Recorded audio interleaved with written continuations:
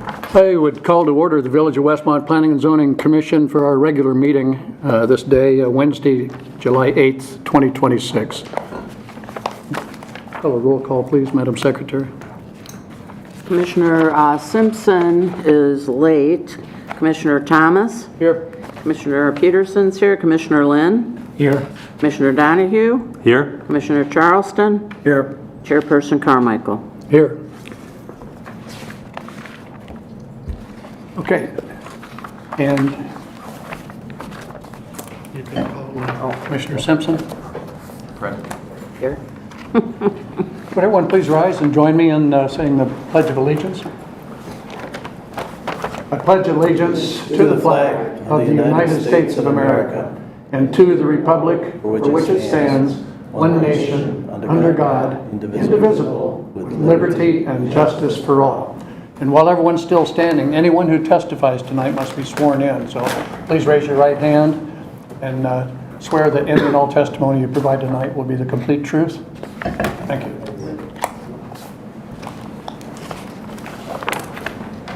A reminder, please everyone silence your phones and other devices. A reminder, anyone who testifies must be signed in either at the podium or out in the hallway with their name and contact information.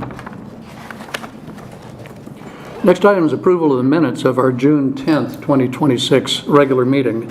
Do I have a motion to approve? Charleston. Second. Motion Charleston. Second Donahue. Discussion of those minutes? Seeing none, roll call please. Commissioner Thomas? Yes. Commissioner Peterson votes yes. Commissioner Lynn? Yes. Commissioner Donahue? Yes. Commissioner Charleston? Yes. Commissioner Simpson? Yes. Chairperson Carmichael. Yes. And a brief review of public hearing procedures. First, we'll introduce the applicant and he or she come forward identifying his or her petition, and then we'll follow with staff comments, and then the public can weigh in. I would ask that when you're at the podium, the public please address your questions and comments toward the commissioners, not toward the audience. Village attorney's a little late, but he can weigh in any time throughout the evening to keep us on the straight and narrow. After the public has finished, we will close the public hearing portion of the meeting. And once that is closed, there will be no more public comment. Then the commissioners will add their comments, questions, discussion, and hopefully we'll get to a vote. All the votes that we take do also include the findings of fact if they are included. And a final reminder that our vote is a recommendation only. The village board, of course, has the final say. Questions on that? Seeing none, we'll move to old business. I see we have no old business. Under new business, this will be a little lengthy now. We have public hearing PZC 011-2025, requests from Holiday Property Services Midwest Incorporated, doing business as Holiday Properties, the petitioner, and the Village of Westmont, the owner, for the properties at 1 North Cass Avenue, 14 North Linden Avenue, and 20 North Linden Avenue in Westmont, for the following 7 requests. The first request has 8 parts. It's a special use permit for a planned unit development. You'll hear the term throughout the evening, PUD. That stands for Planned Unit Development. In the B1A Downtown Core District for a 5-story, 119-unit mixed-use storefront building with parking facilities, including the following associated deviations from the zoning ordinance. 1, a minimum front sidewalk or street wall, required top story setback, permitted number and size of wall and ground signs, parking design standards, parking and loading locations, minimum required loading zones, emergency generator type and location, and finally, such other deviations as may be necessary based on the petitioner's PUD development plan. The second request is a PUD, that is a planned unit development plan in the B1A downtown core district. Third, a PUD major site plan in the B1A downtown core district. Fourth, a preliminary plan of subdivision to consolidate 2 lots into one, that is 14 and 20 North Linden Avenue. Fifth, a comprehensive plan map amendment to amend the future land use designation of 14 and 20 North Linden Avenue from single-family detached residential to downtown mixed use. Sixth, it's a zoning map amendment to rezone the property located at 14 North Linden from the R5 General Residential District to B1A Downtown Core District. And the seventh item is a zoning map amendment to rezone the property located at 20 North Linden Avenue from the R3 Single Unit Residential District to the B1A Downtown Core District.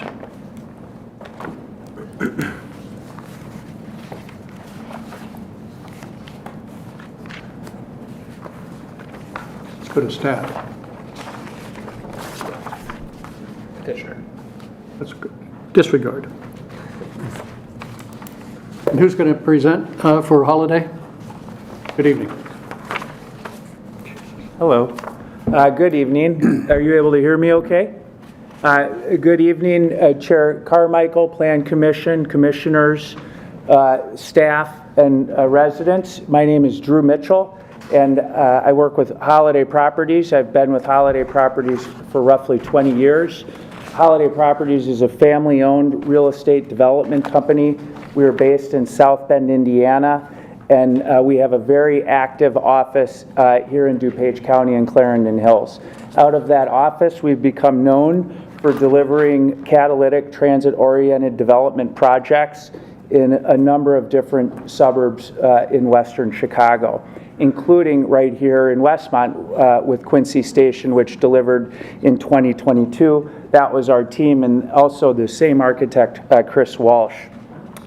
We've delivered in downtown Downers Grove, Burlington Station, Glenwood Station in downtown Glen Ellen, Itasca Station in Itasca is under construction right now. Lilac Station on the site of the DuPage Theater in Lombard paid special attention to the fact that we had an old theater there.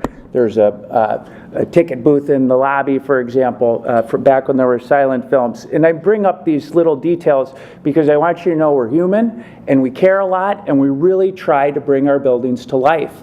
And it's really something that's hard to do, particularly as your buildings are getting bigger. And we're proposing here on the site of One North Cass, a 119-unit catalytic Class A multifamily mixed-use project. So there'll be storefront in addition to apartments. It's got a really incredible amenity deck that we'll be talking about here. And just some history on Holiday, and I reminded the Plan Commission that we were involved in Quincy Station, but actually when we first fell in love with downtown Westmont, it was this site. It was One North Cass. I got to know John Haroldson back in 2013, and the folks from Royal Bank of Scotland, a banker who owned the retail building next to it. And the market in Westmont, I don't know if it was quite ready at that time. And we ended up building Burlington Station in Downers Grove, and we returned years later, 5 years later, and built Quincy Station. This was a collaboration. I would call it a public-private partnership because of the assemblage that it required. There was an alley vacation. We had to rerun power a half a mile down to Richmond, and it just wasn't an easy project. And these projects aren't easy. And to prove that, I would just point to the fact fact that the MOU on this project was executed in May of '23. And during that time, people have not been asleep. We've been working on getting this project going. There's been a replatting. That we were helpful in acquiring the 2 retail buildings because the owners had become fatigued with the prior developer and were unwilling to negotiate, and we helped them solve that. And so mostly to say, this has been a long road here today. And so we're here with humility. We're eager for feedback on our plan today. We're eager to share with you the results of our hard work. And I'm going to probably hand it off right now. But I'd like to, a couple of folks that are pretty important that are here with me today. My partner, Mike O'Connor. Mike and I have been developing together for roughly 15 years. Donald Tomei, recently promoted. He's a director of development and a project manager, and he'll be pretty close to this project from start to finish. And then, of course, Chris Walsh, and he's a principal with Tandem Architecture. They're award-winning, including we have shared awards, and the Cornerstone Award, and there's a couple other, the Platinum Key Award we got. And we're not doing this for awards. We find that awards show up if we execute and we do well and we do a good job. And part of this process, and I'll wrap it up. I know you're not here to listen to me, but we recently listen to me drone on. We recently held a neighborhood meeting at the brand new gymnasium at Holy Trinity Catholic Church. It was a 2.5-hour session with residents. And what it tells me is this is where we want to be. We want to be in Westmont. We have a passionate community. They brought a lot of feedback to our project and to the development. And so we can share some of what we learned on that as well. But I'm not sure if staff jumps in next and with findings or if we do our full presentation. Well, with that, I'd like to introduce Chris Walsh. Chris, I'm slow to hand over the microphone, but Chris is an artist and an architect of record on our projects. And he has a really cool background from adapting buildings and saving them from churches and schools to actually these really catalytic, we call them at Main and Main, the proverbial Main and Main. And so we have to beg him to work with us. And I just want you to know it's not easy to get him because he works for a whole development company himself. All right, with that, I'm talking too much already. Go ahead, Chris. Thank you. Hello. As Drew mentioned, I'm the architect. Have been working on this for over 3 years. So we've really gotten to know the site. Thanks staff for everybody for helping us understand it. I've got some, okay, they are coming up there. So we just got renderings for all sides of the building since now they've, so hopefully this helps this come to life. As Drew mentioned, it is a 119-unit building. It's 5 stories. We do have indoor parking for 121 cars, and then there'll be 21 that we're planning to use on the new surface lot on the Linden parking lot there. The building is oriented in the upper left-hand corner is really this main rendering here. We're really trying to create a space, help the downtown. We want this to be a bigger focal point than Quincy Station. We're trying to make this a space. This is the corner in your town as far as I can tell, or as far as I'm concerned as an architect, this is it. So we really wanted to make this special. We're trying to extend the retail coming down off of Cass. So we've kept that retail, as you can see off to the left. Really tried to create 2 kind of storefronts, and after the 2 storefronts, we created a village plaza. It's private, so we'll maintain it, but it's for the community as well. So imagine you're standing at the train station. This is really the view that you'll see. You'll see, hopefully an energetic sign for the community, flags, a whole plaza that people will be coming in and out. This is the main entry off to the right for the building, and then to the left would be the retail. So as you're going around the building, you'll see, if you go back, you can see the picture up in the upper right-hand corner is looking down the alley as you come around the corner. Trying to carry that retail around and down the alley. If you look at the site plan, it would actually you'll actually walk down the alley to the parking lot. So that was the way we were able to make that connection. Let me go to the floor plan here. Hey, Chris, Yeah. since I already spoke, I don't mind jumping up. The alley is really important to this project, to the development, and it's how the community interacts with the parking that's east and north of our site. It's also how our restaurants will potentially be able to have their customers park, assuming they don't park at the convenient lot that's about a block north and just west of Cass. And there's also an existing business there. It's Dolce. They won the White Tablecloth Award in Downers Grove for several years. And we're trying to actually celebrate this alley. And so we have some imagery that will show, and there's micro retail on the alley. We're picking up some hints actually from Detroit where they're really activated. They're downtown. There's some other cues we're picking up from the alley in Hinsdale. Where Giordano's is and behind the Hinsdale Bank. And so this is an area where we paid special attention because of this existing business and also because we know that this is going to be a primary pedestrian way to get to the parking. Thank you, Chris. Yep. So probably maybe we should have started with the site plan here, but the building, as you can see, is Cass Avenue and Burlington. We've got the private plaza. In the bottom left there on the corner. The red is the retail, and as you wrap to the north, there's that back alley. We're calling an alley, but it's really, we're trying to create a space, catenary lights, paved, brick pavers. The trees are there. We're going to try to save the trees and keep them there. So people can walk through there to connect to the public parking that we're creating. And so that'll, again, as Drew was mentioning, that's what we're really trying to do is get four-sided building here that people can walk around, enjoy. We've done four-sided architecture, as you saw from the renderings. We're not just doing a blank, wall on the two other sides that you don't really see. But we want people to interact around the whole thing. Drew mentioned the micro retail. This is something that we're seeing across the country where it's about the size of a two-car garage. And it's made for a startup company. Maybe there's a flower shop or an ice cream store. They can't pay $5,000 a month. This gets them started. If you're really, hardcore on this, you actually kick them out after 2 years. So you give them a deadline that you got to get successful in 2 years.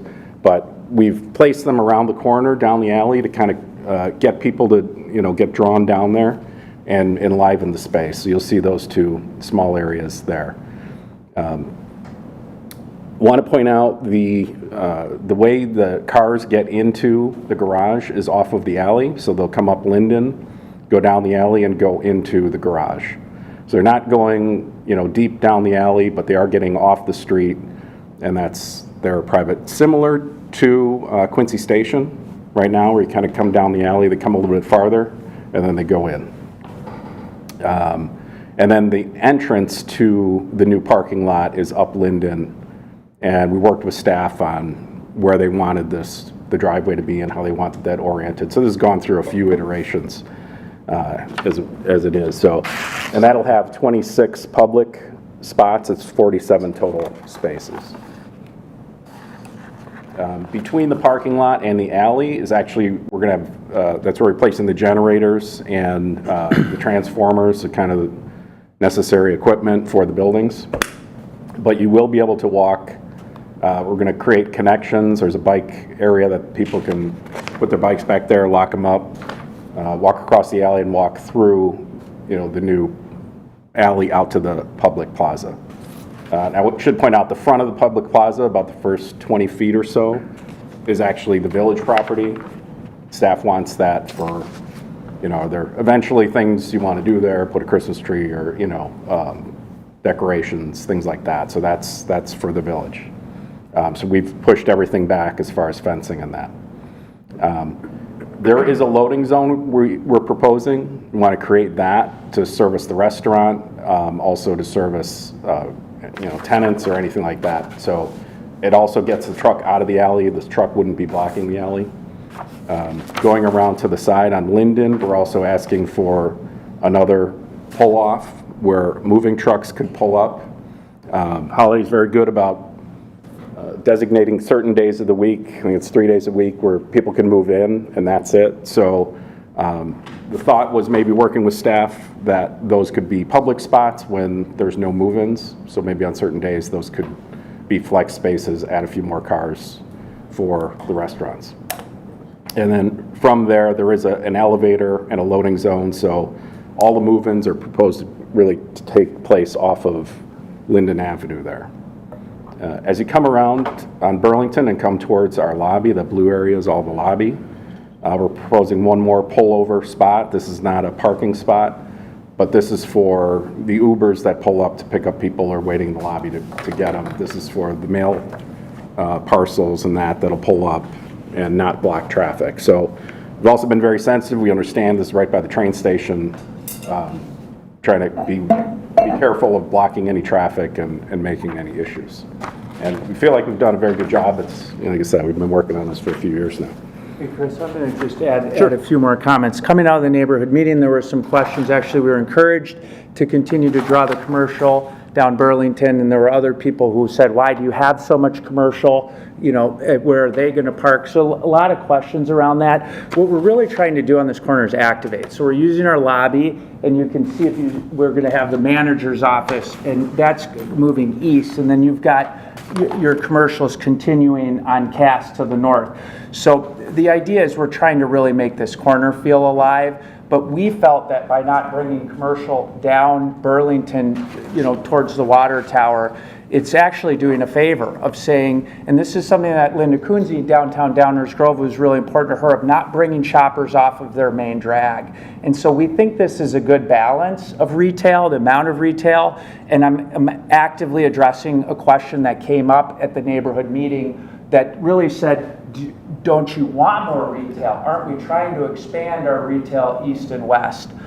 So I'm not trying to get stuck on anything, but there's really quite a bit of thought that went into that. The ground floor is so precious, and there's so much competition for it. It's how you get your residents in and out. It's how you get Amazon and your Uber that you mentioned. It's how you move people in and out.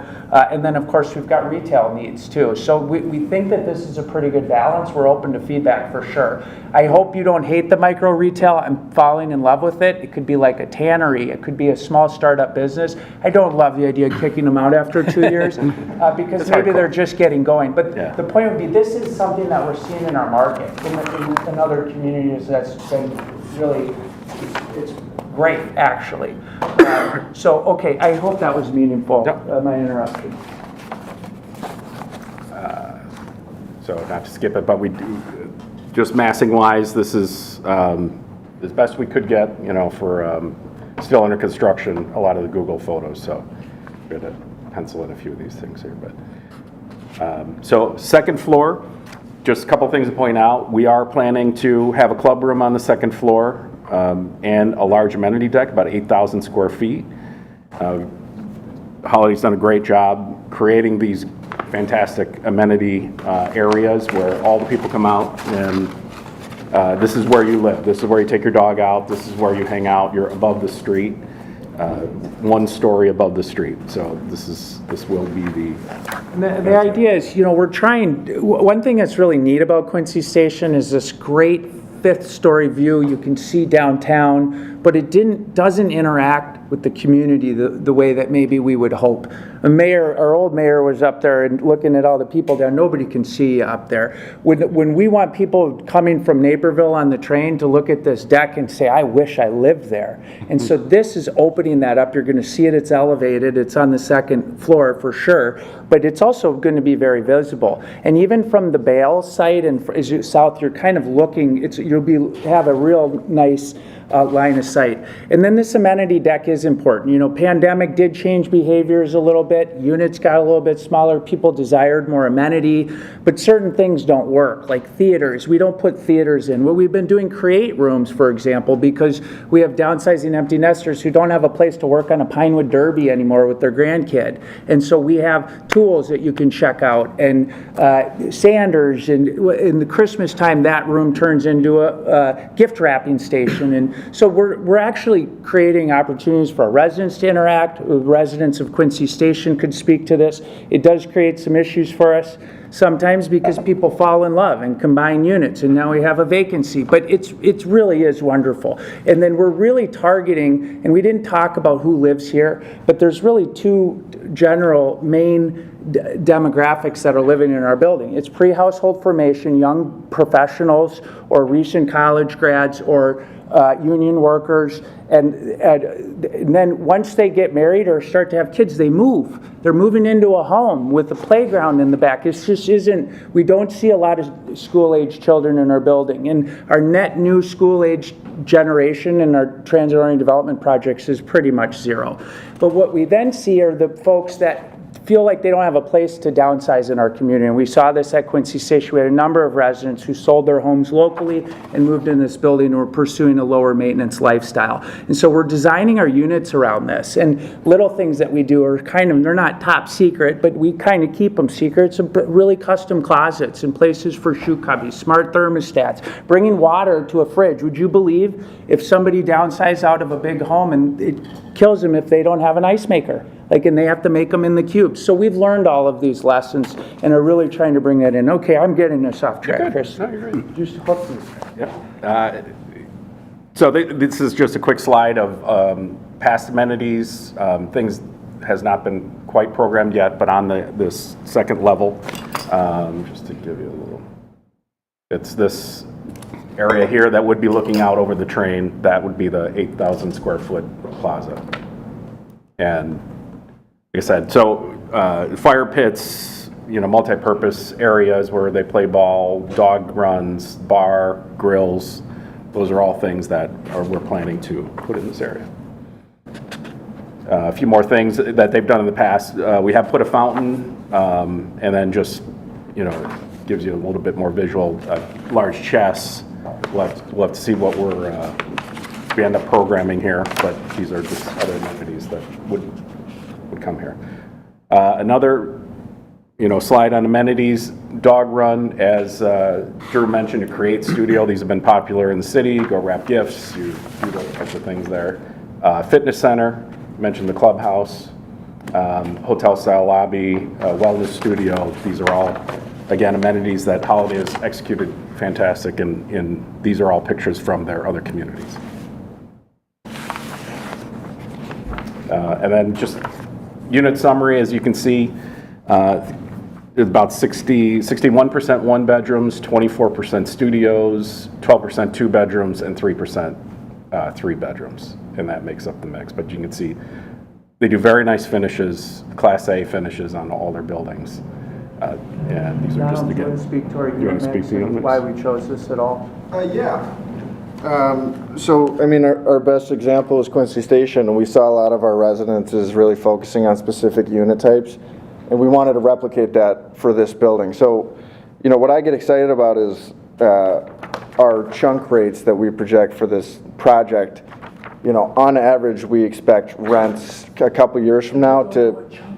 A chunk rate is, what's the cost to rent, all in? A one bedroom. A one bedroom. One bedroom cost. It's a choice of a cheeseburger.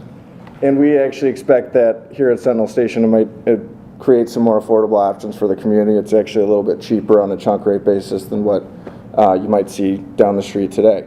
So we saw a lot of demand in that smaller unit size, and that's what we're leaning into for this building. I'll just add a little bit to that. We have 28 studios, and these are big studios as far as studios go, but it makes the building accessible. It makes it attainable for people that want to live in our downtown, and it also creates a price point that's super affordable that gets you in. So we're also have information from Quincy Station that we were seeing more demand coming from the pre-household formation than we were from our empty nesters. So that's why in our market study then we went and we hired Tracy Cross and Associates to perform a detailed market study to help us dial in our unit mix. So you did a nice job though, Donald. But when he starts talking about chunk rate, what he's saying is even Quincy Station delivered in '22. When we launched that, we had never heard of COVID. And the pivot we're seeing, and you can see the amenity deck, one slide earlier on Quincy was a little bit smaller. We're seeing people want smaller units and more expansive community space that they can use. And that has this effect of making the units, they're about 100 square feet smaller on average, but that's translating to a lower menu price for our prospective residents. Did I do that well? Yeah, I mean, I would just add too, when people think of studios, they think of what you see downtown. It was what I lived in, 400 square feet, and the kitchen's wrapped around and they're super crammed, but these are large. You could refer to a lot of these as junior one bedrooms, 500 up to 525 square feet for many of them. So we feel that it's enough space to, qualify it as a one bedroom, but, technically speaking, they are studios. Okay, I think we're about at the end here. So signage, I know it's part of one of our asks here, and this is really just some imagery of signage that we're considering. We understand that it's a touch point here for the village, and we're working with staff. Lori's probably the better sign expert here, but I don't know if there's anything you want to say on. Yeah, some of these examples are reflective of what we might see down at Alley. Your name? Oh, Lori Capel with Holiday. So some of these examples are more specific to what you might see down the retail corridor, specifically for the micro retail spaces. And we do know that staff is working with a signage consultant on some standards and some ideas for wayfinding. So once that's finalized, I believe the estimated time was August, we will fine-tune these examples to reflect the consistency shown on that package.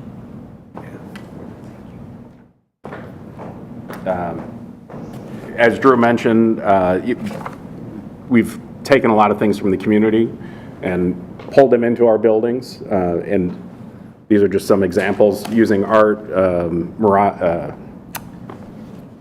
the theater, ticket booth, as he mentioned, Chesney Miller grocery store took the sign from the store and actually put it up in the garage in the building, so when you open the door you actually see the old sign. Murals, artwork throughout the buildings.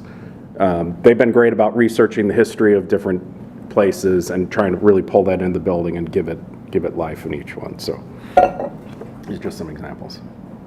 And then I had mentioned the generators. I know this is never fun, but these are the reality of projects. We've been trying to keep them subtle. So that's why we put them in the alley, by the parking lot. We're throwing around some ideas. You'll see on the bottom that sometimes they put decals on them, paint them up, try to make them little art pieces. So we're again working with staff to see if there's ways we can just make these things disappear instead of maybe just planting a bush in front of them.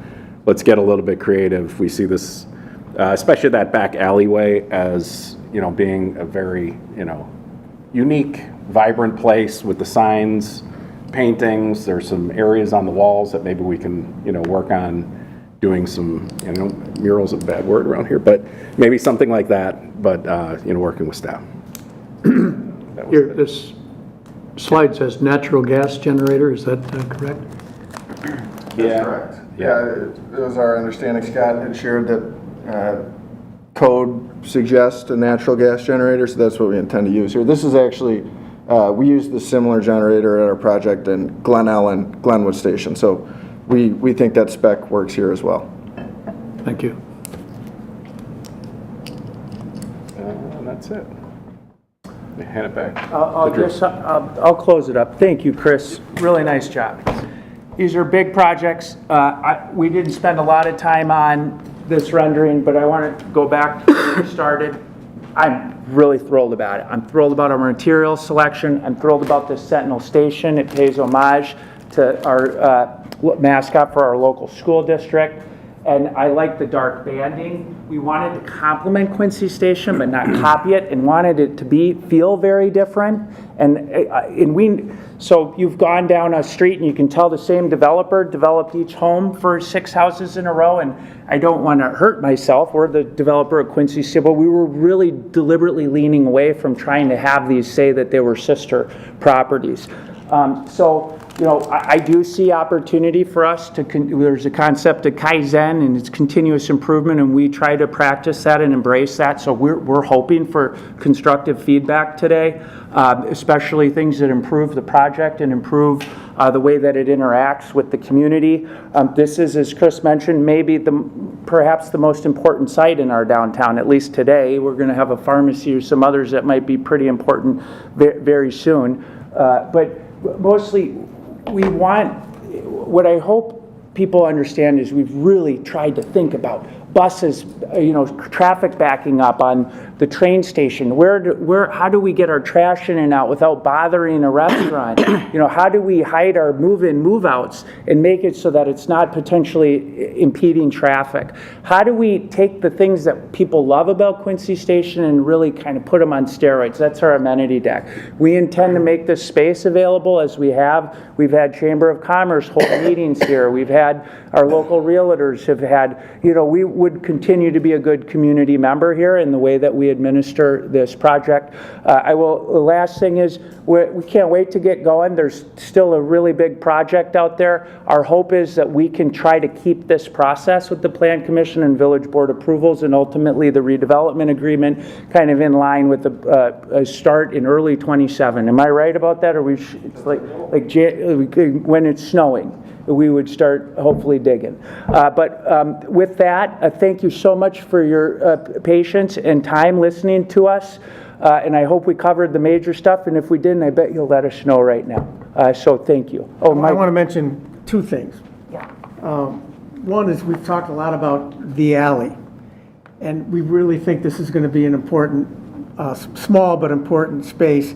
And we're gonna name it, so we're not just calling it the alley all the time. So we're gonna have a name for it. We're gonna come up with it, and it'll be a place where people know exactly where you're talking about, and we'll attract a couple really dynamite uses for that small space, along with ideally a restaurant. And we're actually talking to 2 different restaurant users that are interested in being in the space on Cass Avenue. The other thing I would point out is one of the variances that we've asked for is relief from upper floor setback. And what Chris did, and he probably would agree with me, we're matching along Cass. Everything's either 1 or 2 stories along Cass. We're repeating that here. The whole building sets back rather than just the upper floor. The whole building sets back, and we're keeping that 1-story kind of feel along Cass, and that was just something I thought was worth pointing out. It's an eye trick, but it's effective, and if you see it done, you'll know it. But thank you, Mike, for adding that. So with that, I think, why don't we wrap it up? Thank you so much. Appreciate it.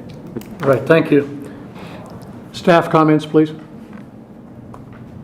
Thank you, Chair. So first, I'm going to give just general information on the location because it's kind of hard to tell right now what the site is with the roadway being changed on Burlington and then the other properties on Linden as well. I'm going to get into some of the history on previous approvals on the property and kind of the stuff that's been happening prior to Holiday approaching as petitioner here tonight. And then I'll get into the specifics on the site plan and the request tonight.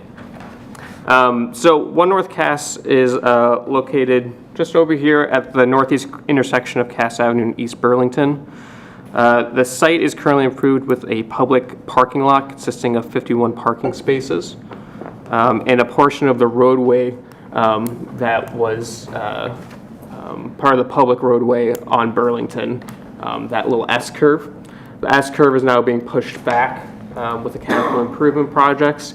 If you have more questions related to that specific capital improvement project, we do have our village engineer here that can answer some of those questions. The other portion of the site is 14 and 20 North Linden. Those were 2 single-family homes that used to be on those properties, just around the alleyway where the parking lot's being proposed, as shown on the site plan that you can see here. The total acreage of the site is about 1.5 acres, including the properties on Linden. The One North Cass site is about 1 acre. Getting to some of the history, so back in 2020, I think we still had a few commissioners that were here during the original proposal on this site. I believe, I don't know if they ever named it, but we called it the Residencies at Cass Avenue Station.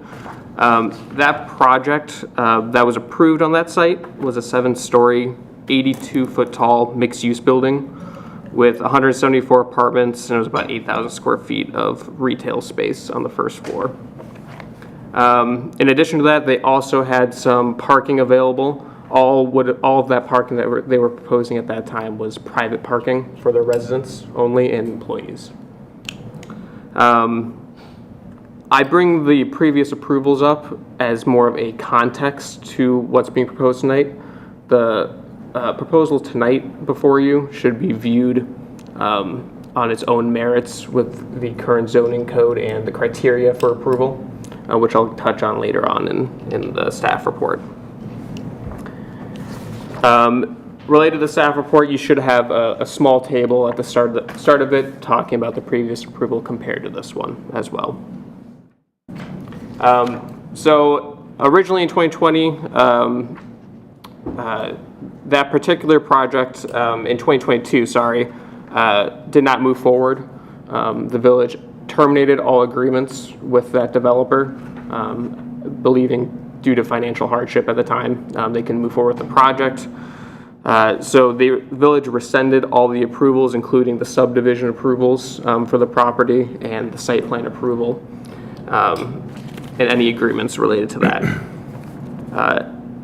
At around that same time, or before that in 2020, the village also introduced, in preparation for that site being developed, a parking lot on North Lincoln to accommodate the changes, the reduction in parking at One North Cass. That particular parking lot has 62 spaces, which helps offset the parking that's at One North Cass.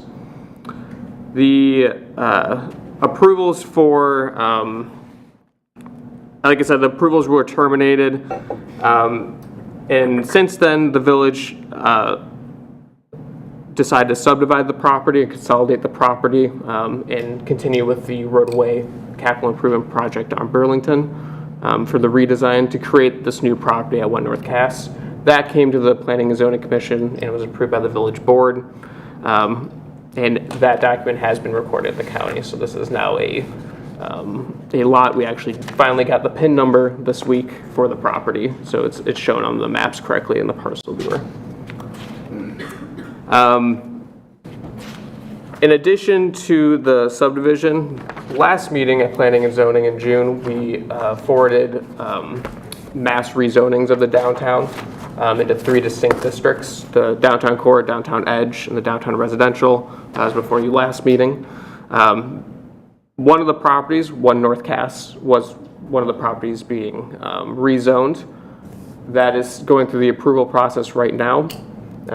That particular item is on the village board agenda for tomorrow, Thursday's meeting. It is assumed as we go through this, the request here tonight, that all properties are under the B1A zoning. One of the requests tonight is for the other 2 properties on Linden Avenue to be rezoned to B1A downtown core, but the village initiated the one at One North Cass. Luckily, the petitioner tonight did a great job presenting the site plan and building, so I don't have a lot to touch on there. I'm going to get into some specifics related to the site, though, related to some of the amenities and the location of items. As Drew and his team mentioned, this project is a 5-story mixed-use storefront building. As some of the commissioners might know, and for the public's benefit, storefront building is a building that usually has retail in large ceiling heights on the first floor. and then usually residential above. And that is the only building type allowed for new construction in the downtown core district. So that's what we want to see there from the village's standpoint. The building's around 175,000 square feet with a ground footprint of 38,000 square feet. You saw some visuals related to the exterior of the building. It's a mix of stone, masonry, and brick veneer. It's a style. We did talk with the petitioner and recommended the petitioner use a different style compared to the other buildings, so it provided some distinction from the previous development at Quincy Station. The site plan shows the ground floor residential, which is off Cass Avenue. It could be either 1 or 2 spaces if needed. It's a larger space, so it can be divided into 2. And then there's 2 micro retail spaces. They call them incubator spaces along the pedestrian alleyway to the north. A portion of the pedestrian alleyway to the north is village-owned, as the petitioner mentioned. There's a large outdoor dining area and access to the trash room as well for the residents on that site in that pedestrian alleyway. In addition to the pedestrian alleyway, as you round that corner on Cass Avenue, you'll notice that the bump out that was previously there, the turnout for the bus stop that was located there, is not shown on these plans. In lieu of the turnout there, staff has recommended that the pedestrian walkway there is expanded a bit to provide better access to that area. It's tight when you approach that sidewalk. The bus station right now is temporarily moved north to the public parking lot on Cass Avenue as construction's happening. Eventually, the village is looking at moving that to the south of the tracks at some point. There's no definite plan, though, at this point of where that location might be. As you approach the intersection, there's what's labeled here as a private plaza. It's labeled private because, as the petitioner noted, that particular plaza will be owned and maintained, including the signage, and by the petitioner or the developer, the owner, in perpetuity. It won't be village-owned. There's an additional outdoor dining area on the front near that public plaza or private plaza, and then the lobby entrance is also along that corridor. And then along Burlington, the property or the lobby area and some of the amenities are stationed there. They're proposing kind of larger windows to provide an active, walkable space in that area, so it's not just brick wall or smaller windows, so it shows activation. You'll notice on the plans that there are the access point for vehicles for the residents that live there is off the alleyway to the north, and then there's additional resident parking on the properties on Linden, and in addition to some of the public parking that's available there that the petitioner is voluntarily providing. I'm going to touch on something that's a little bit legal related to state regulations that's new that the petition has not gotten involved with. We haven't had a project that invokes this newer act that the state has passed. On June 1st, 2026, the state passed what's called the People Over Parking Act. The People Over Parking Act largely prevents municipalities from enforcing mandatory off-street parking minimums for new developments. When those properties are located within either a half mile of a public transportation hub, like the Westmont metro station, they have some other caveats that for bus stations, but we don't really have that within our village limits. So legally or effectively, the village cannot require any parking minimums for the project. So in the staff report, we did provide a table that shows what the state People Over Parking Act state requirements would require for parking on this property, which is 0 for commercial and residential. And then we also provided just some information related to our B1A district, so what we would normally require with this development prior to those state enactments happening. Obviously, they're providing 142 spaces for residential. That includes the indoor parking and the outdoor parking on Linden. And then the commercial and public spaces, those surface lot spaces that are shown on Linden make up 26 spaces. I believe that the petitioner is having those be public spaces for anybody to utilize. However, there is no requirement for them to do so in our code. I believe that a portion of that will probably make up some of the employees that work at the retail and restaurant spaces as well. If you look at what we would traditionally require for parking, we would require 131 spaces for the residential units. They're providing 142. And then we would normally require 17 spaces for the commercial uses, and they're providing 26. So regardless of the People Who Are Parking Act, the codes that we had developed, they would still meet those requirements and would be above and beyond that requirement. I will note that that the spaces being provided largely are voluntary for the Linden lot, those public spaces. So we can discuss more about the parking needs of the site with the petitioner if you have questions related to what they normally see in that unit mix.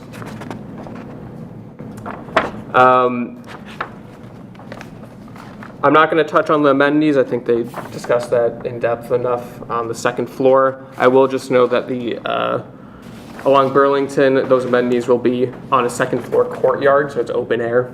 A lot of those balconies for the residential units are facing into that courtyard area.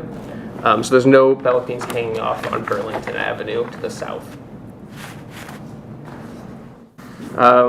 Related to the landscape plan, the petitioner provided a landscape plan. It's in your documents. Their landscape plan meets all the minimums required for this particular proposal and development.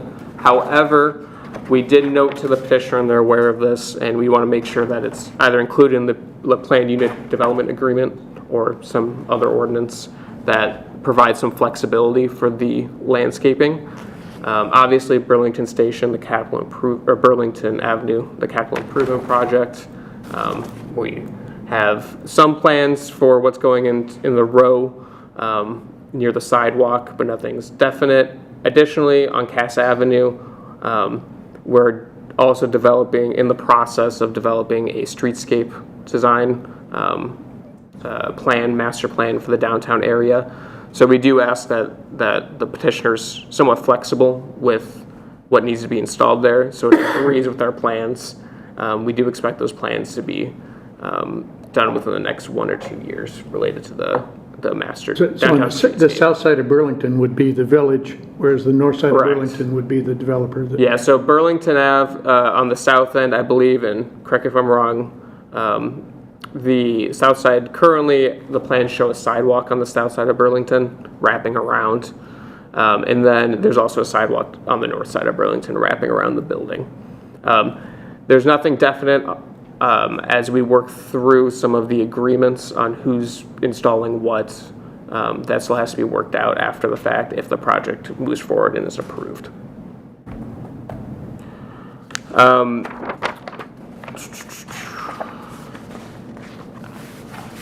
All right. Related to the specific requests tonight, I'm just going to go through them and just provide the specific deviations and what they're requesting, and then also the other requests related to the rezonings and site plan. This is the first time that we've dealt with a planned unit development as a village in this commission. We have several planned developments, planned unit developments that were old code standards. So we have a few in the downtown. We've changed the code to be planned unit developments, so it's more in line with some other communities. In doing so, I want to explain what a PUD is for the general public that's here tonight, as well as for the commissioners. So a planned unit development basically allows for a flexible design approach for specific developments. Sometimes you see them as usually around golf courses of some kind, or when you're trying to protect a naturalized area. But they're also used with mixed use developments a lot of the times. PUDs allow for the relaxation of the rigid requirements of the zoning code that might not fit exactly what the zoning code wants in certain cases, but it meets the intent of it. Those items can be requested as what we call deviations. So they don't need to meet the strict standards of a variance like we've seen previously. Deviations, as long as they're meeting the criteria for the PUD and the PUD requirements, which are in your staff report and available on the Village's code, they can be approved with deviations. Deviations that we normally see related to PUDs include setback requirements, bulk regulations, so where the building sits, the height of the building. We also see deviations to some of the density caps for a development. In this case, the deviations listed in the agenda, I will go through each one so we know specifically what we're talking about. But related to PUDs, PUDs have to be approved as a special use. So all the commissioners should have received the findings of fact, the draft findings of fact. I'm happy to go through them if we get to that point tonight. You should also have the findings of fact for the PUD standards, so the responses to the planned unit development criteria. So getting to some of the deviations related to this proposal, the first deviation is to the front street wall requirement. So in our code, specifically section 4.08, in the downtown core district, we have a requirement for 90% of the continuous street wall. In this case, that's the street wall along Cass Avenue, that's the building, to be maintained as commercial storefront or an activation space, so the large windows. In this case, the applicant's proposing 74%. The reduction from 90 to 74% is largely due to how we measure activated spaces. So we specifically just look at the building. We don't include the outdoor dining, we don't include the pedestrian walkways, we don't include the plaza. So if you include all of that, they're above that 90%, but by the strict standards of the code, they're only at 75% for the street wall requirement. The intent of that code is to create a livelier, walkable downtown area. Drew and the petitioner mentioned that one of the deviations is also the top story setback. In that same code section, 4.08, it requires that buildings over 3 stories, the top floor in particular must be set back 7 feet from the facade below it. That particular requirement is in our code as a design requirement because we don't want to create what people call the tunnel effect when you're walking down a street and you feel like you're kind of being siloed down the street. So to prevent that, we usually recommend or require that the top story is set back a little bit. If you look at Quincy Station, they have the amenities deck that largely applies to that setback requirement. In this case, the petitioner is actually setting back the building much earlier at the 2nd story and setting the whole building, all the residential units back. Specifically, they're moving them back 48 feet behind the retail, the first floor retail, in which we would normally just require 7 feet to be set back. So generally, they're in compliance with the intent of the code. The petitioner also is requesting deviation from the sign regulations in its entirety. So it gets a little bit convoluted here with signage, so I'm going to do my best to try to explain it a bit.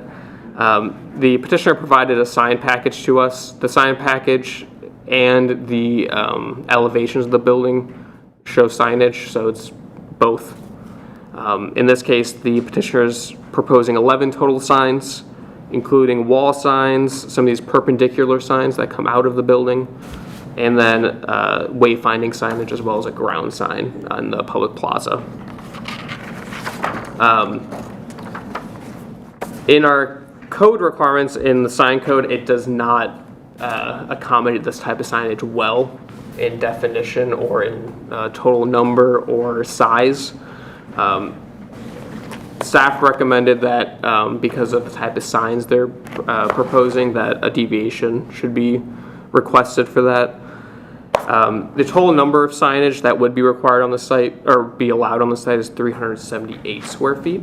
They're providing signage that totals right now 300 square feet, so they're actually under that limit. They're just providing a total amount more signage, including the wayfinding signage.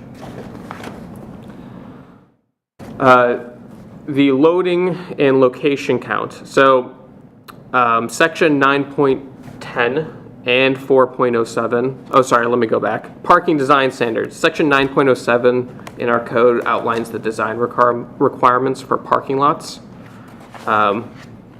The proposed parking lot on Linden that's shown here, the parking drive aisle that's against the alleyway technically is not permitted by code.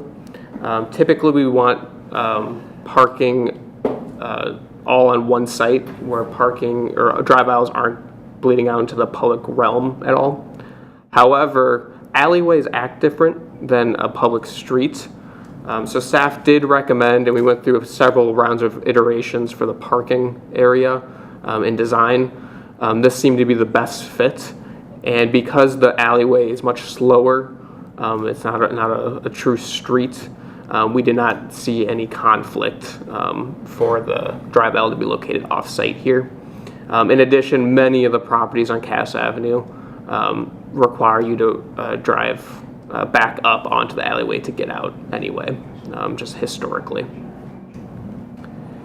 The loading zone count and location. So section 9.10 and 4.07 in our code have different elements to where loading zones can be required and how many need to be required. The petitioner noted there's 3 loading zones shown here, all of which are off-site.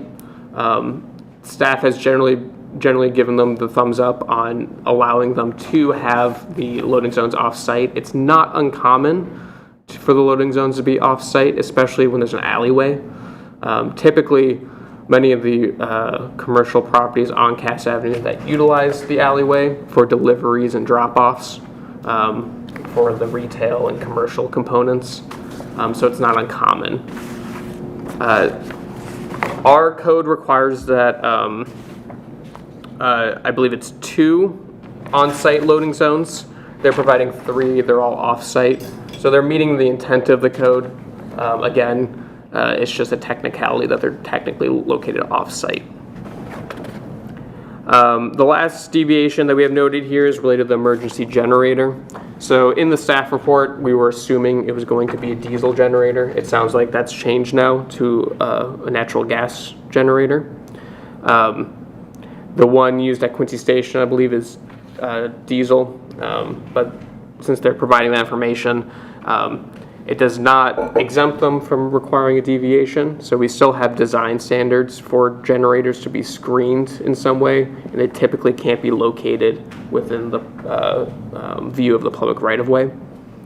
So there is still a requirement for a deviation related to that, as well as the location. We typically want generators as close to the building as possible to reduce impact from noise and fumes. Theirs is just on the other side of the alleyway, so it's not meeting the requirement of the code. It is still near the building as close as possible while it's still being off-site from the building itself. So the deviation would still be required related to the location of it. Getting to the next item, which is the planned unit development plan. So in our code, we require that the petitioner submit a planned development document. So it's very similar to a site plan. In this case, they're basically the same in this proposal. The development document generally just shows where things will be located based on use. Typically with the planned unit development process, we have petitioners come in twice. Once to get the development plan and the PUD approved, and then they come back in for a site and landscape plan approval. In this case, the petitioner has moved forward with both at the same time, partly due to when they submitted documents, we were still under the old regulations. As you know, in August of 2025, we updated all of our codes so that they were in this gray area at the time. So they moved forward with everything all at once here. The development plan is in compliance with our minimum requirements. Happy to get into the specifics on that as well. As I mentioned, and I'm not going to talk more about this, but site plan approval, major site plan approval is also required per code. As I said, you would normally come in after getting PUD approval, but in this case, they move forward with both. We formally adopt the landscape plan, the site plan, and the building elevations that go with the planned unit development in its entirety would be included in the ordinance. Typically, those are all forwarded together. The fourth request is a preliminary plan of subdivision related to consolidation of the properties at 14 and 20 North Linden. That is the parking lot properties. As I mentioned before, 1 North Cass was already consolidated by the village, so there's no request related to that property for subdivision. The petitioner provided the minimum requirements for the preliminary plan. They will still need to provide a final plat before moving forward to the village board for final approval. That has not been provided here. Typically, the Planning and Zoning Commission doesn't approve final plans. The petitioner is providing the minimum requirement for detention on the site. It's underground detention.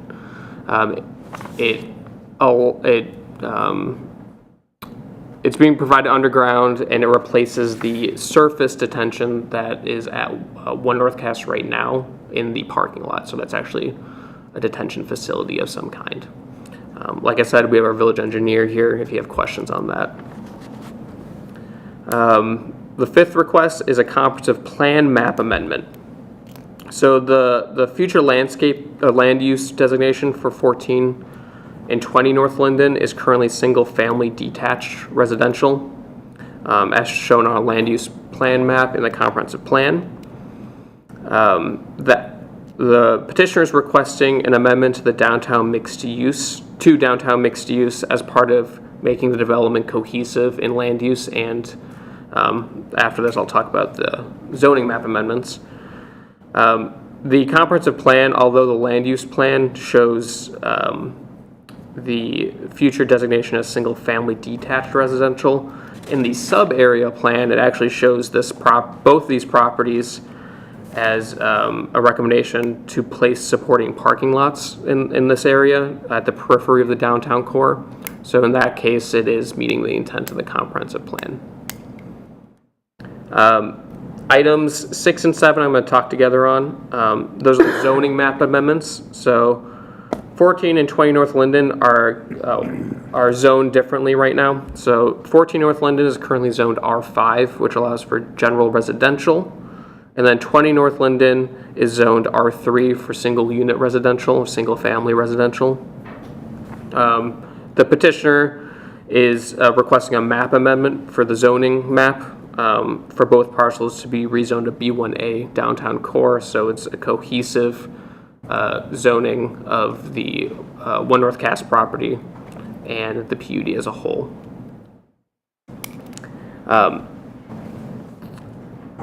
I can get into more specifics related to any of the approvals that the commission thinks is necessary.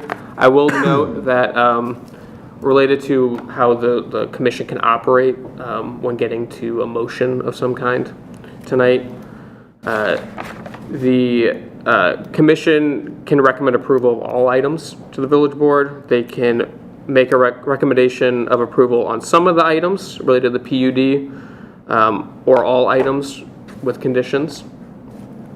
The commission can also continue some or all items for further deliberation and discussion at a future planning and zoning meeting if they deem necessary.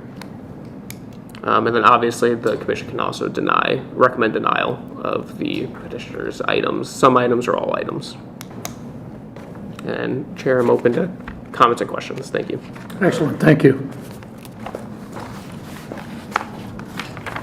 Okay, now we would like to hear comments from those of you in the audience. This is your opportunity to address the commission. I would ask that you limit your comments to 3 minutes per speaker, and try to avoid repetition comments by stating you share the same comments as the previous speaker, that sort of thing. Also, as you're looking to your next note, Yep. if you came in late after the chairman swore in people, when you get to the podium to make your comments, you'll have to be sworn in by the commissioner. Let's just do that chairman. right now. Anyone who came in late and was not sworn in early, please stand, raise your right hand, and swear that any and all testimony that you give tonight will be the complete truth. Thank you.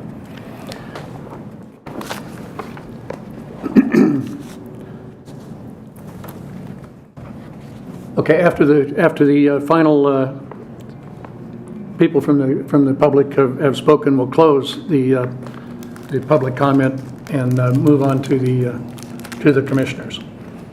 So, who'd like to go first? Let's start over here on the left. Sir, would you like to address the commission? No. No? Okay. You, sir?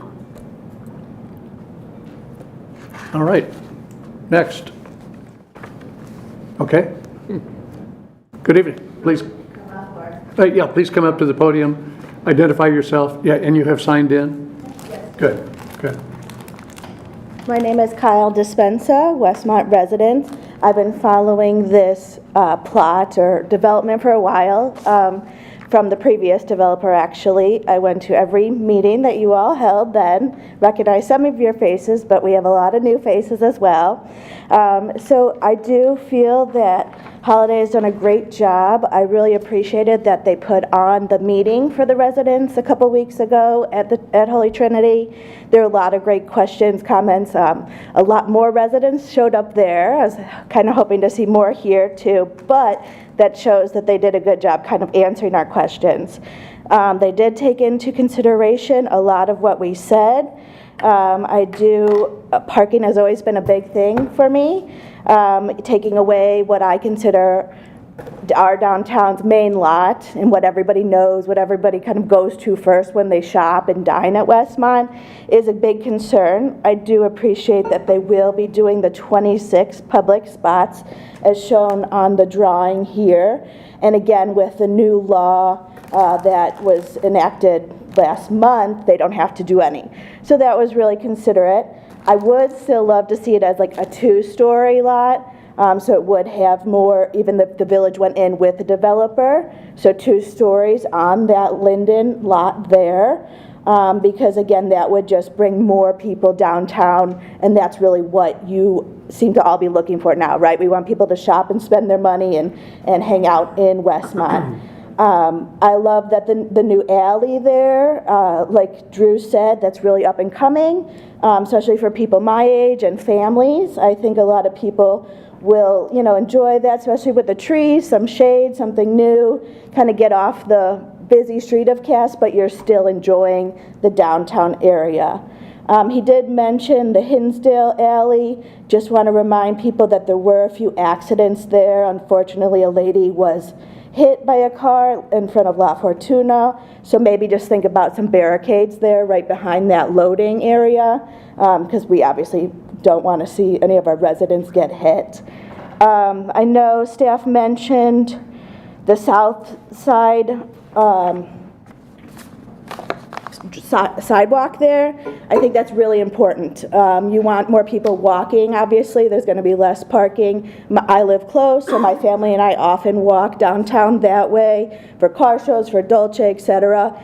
And right now, my son's in a stroller, so the sidewalk's really important for us and families, so I just ask that that always be kept in the renderings there. And then, speaking of the public parking lot to the alley, which I think a lot of people will use to access the other businesses, you know, again, Dolce, dentist, the candle shop, etc., will that be ADA accessible?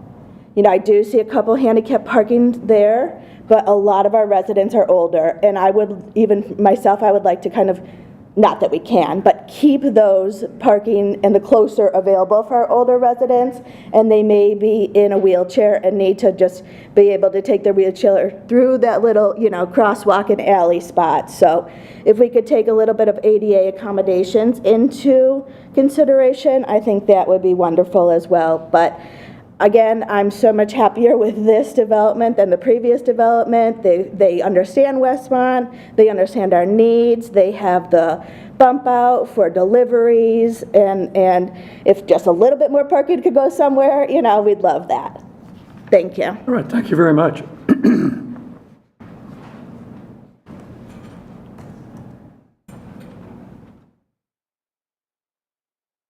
Hi everyone, I'm Liz Edwards. I live on 19 North Linden, which is right across from this project. I will have to say, I feel a lot better seeing it.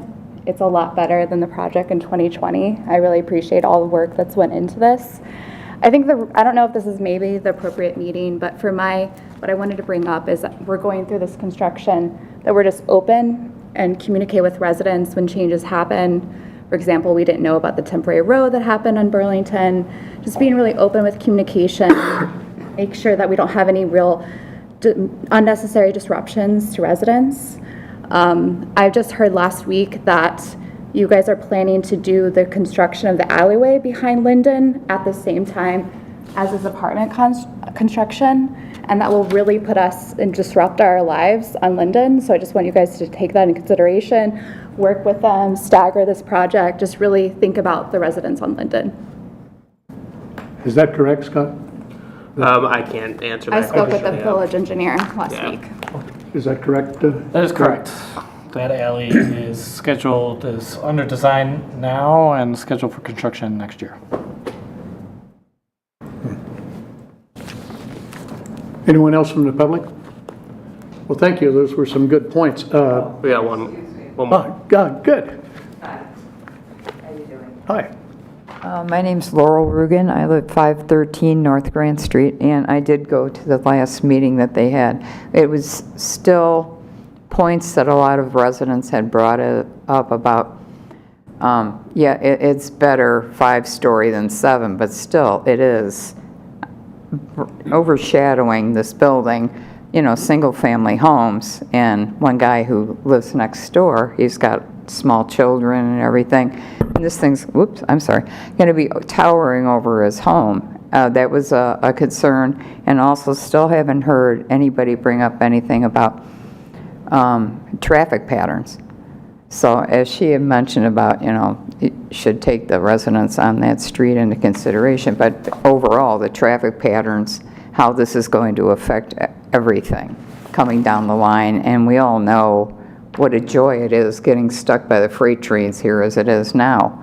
So I don't know if that's been taken into consideration at all, how we're going to work with this. So, I mean, they didn't do the overpass from 1946, obviously, but just wondering, you know, if anybody has any suggestions for this.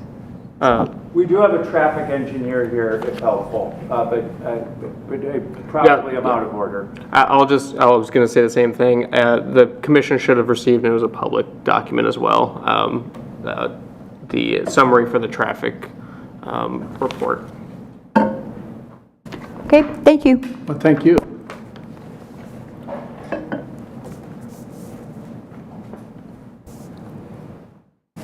Hey, my name is Kevin Kovanik. I'm the guy that you mentioned with the 2 small kids. Live at 24 North Linden, which is the last house. I will live right next to this parking lot. So what I spoke about at the community meeting that they had, which again was well attended and I would say pretty well received, were just some assurances that, like has been said, there's a lot of consideration for the people who live in this area. I will now be living next to a 5-story apartment building in a parking lot. I have twins that are under the age of 3 that you see running around over there all the time. And yeah, these units will now be looking into my backyard, can see into my house. So when it comes to any sort of shielding from my property to the parking lot, landscaping in the area that's between the end of the parking lot and where my property begins, would love to know what some of the plans are for that public space. I also don't know how big that space is going to be between the end of the parking lot and my property line, so that would be something I would be interested in learning about what the plans are for that. Thank you. Excellent, thank you.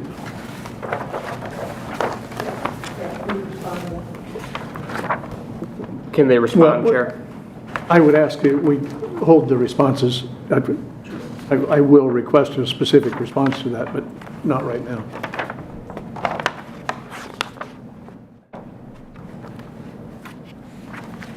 Hi, my name is Brian Schuring. I live at 5719 Buck Court here in Westmont. Late thought occurred to me. I attended the community meeting as well, and it was a great meeting. I was especially impressed by how they're pushing back the bulk and keeping the street level still feeling human scaled. And I do think this could offer, not just for here, but like a ready template. I know we're thinking further on, like the school district is talking about potentially passing a referendum to build a new school and then close down Manning and potentially sell that off, which is also going to be kind of like this one, riding the line between downtown and residential areas. And if it's a large plot, it could potentially give us a really ready template for how to do so while still keeping it comfortable at the street level. That's all I wanted to say. Thank you. Thank you.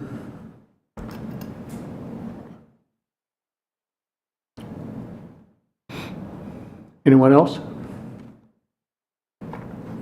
Well, I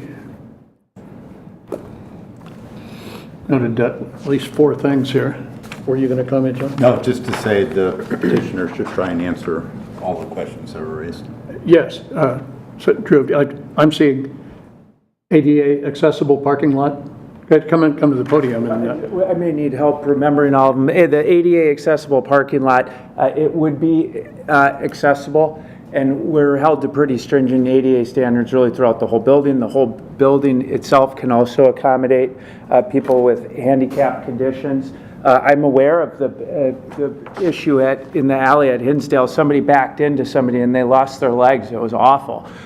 We don't think we'll have that condition here. It did give us an idea to introduce bollards where the back of the loading zone would occur before you get to the pedestrian alley, but this is not a vehicular alleyway, and we'll come up with a better name than alley. But I do appreciate that awareness because that's the things that we're actually thinking about a lot. I'm now getting clumsy because I forgot the next one. Mike, I know you wanted to say something that was probably in direct response. But, yeah, traffic patterns were. We could invite up our traffic engineer. Now I feel better about paying him for tonight. Come on up, sir. Just kidding. Hello, everybody. My name is Brendan May. I'm a principal with KLOA. We're a traffic and parking engineering firm based out of Rosemont.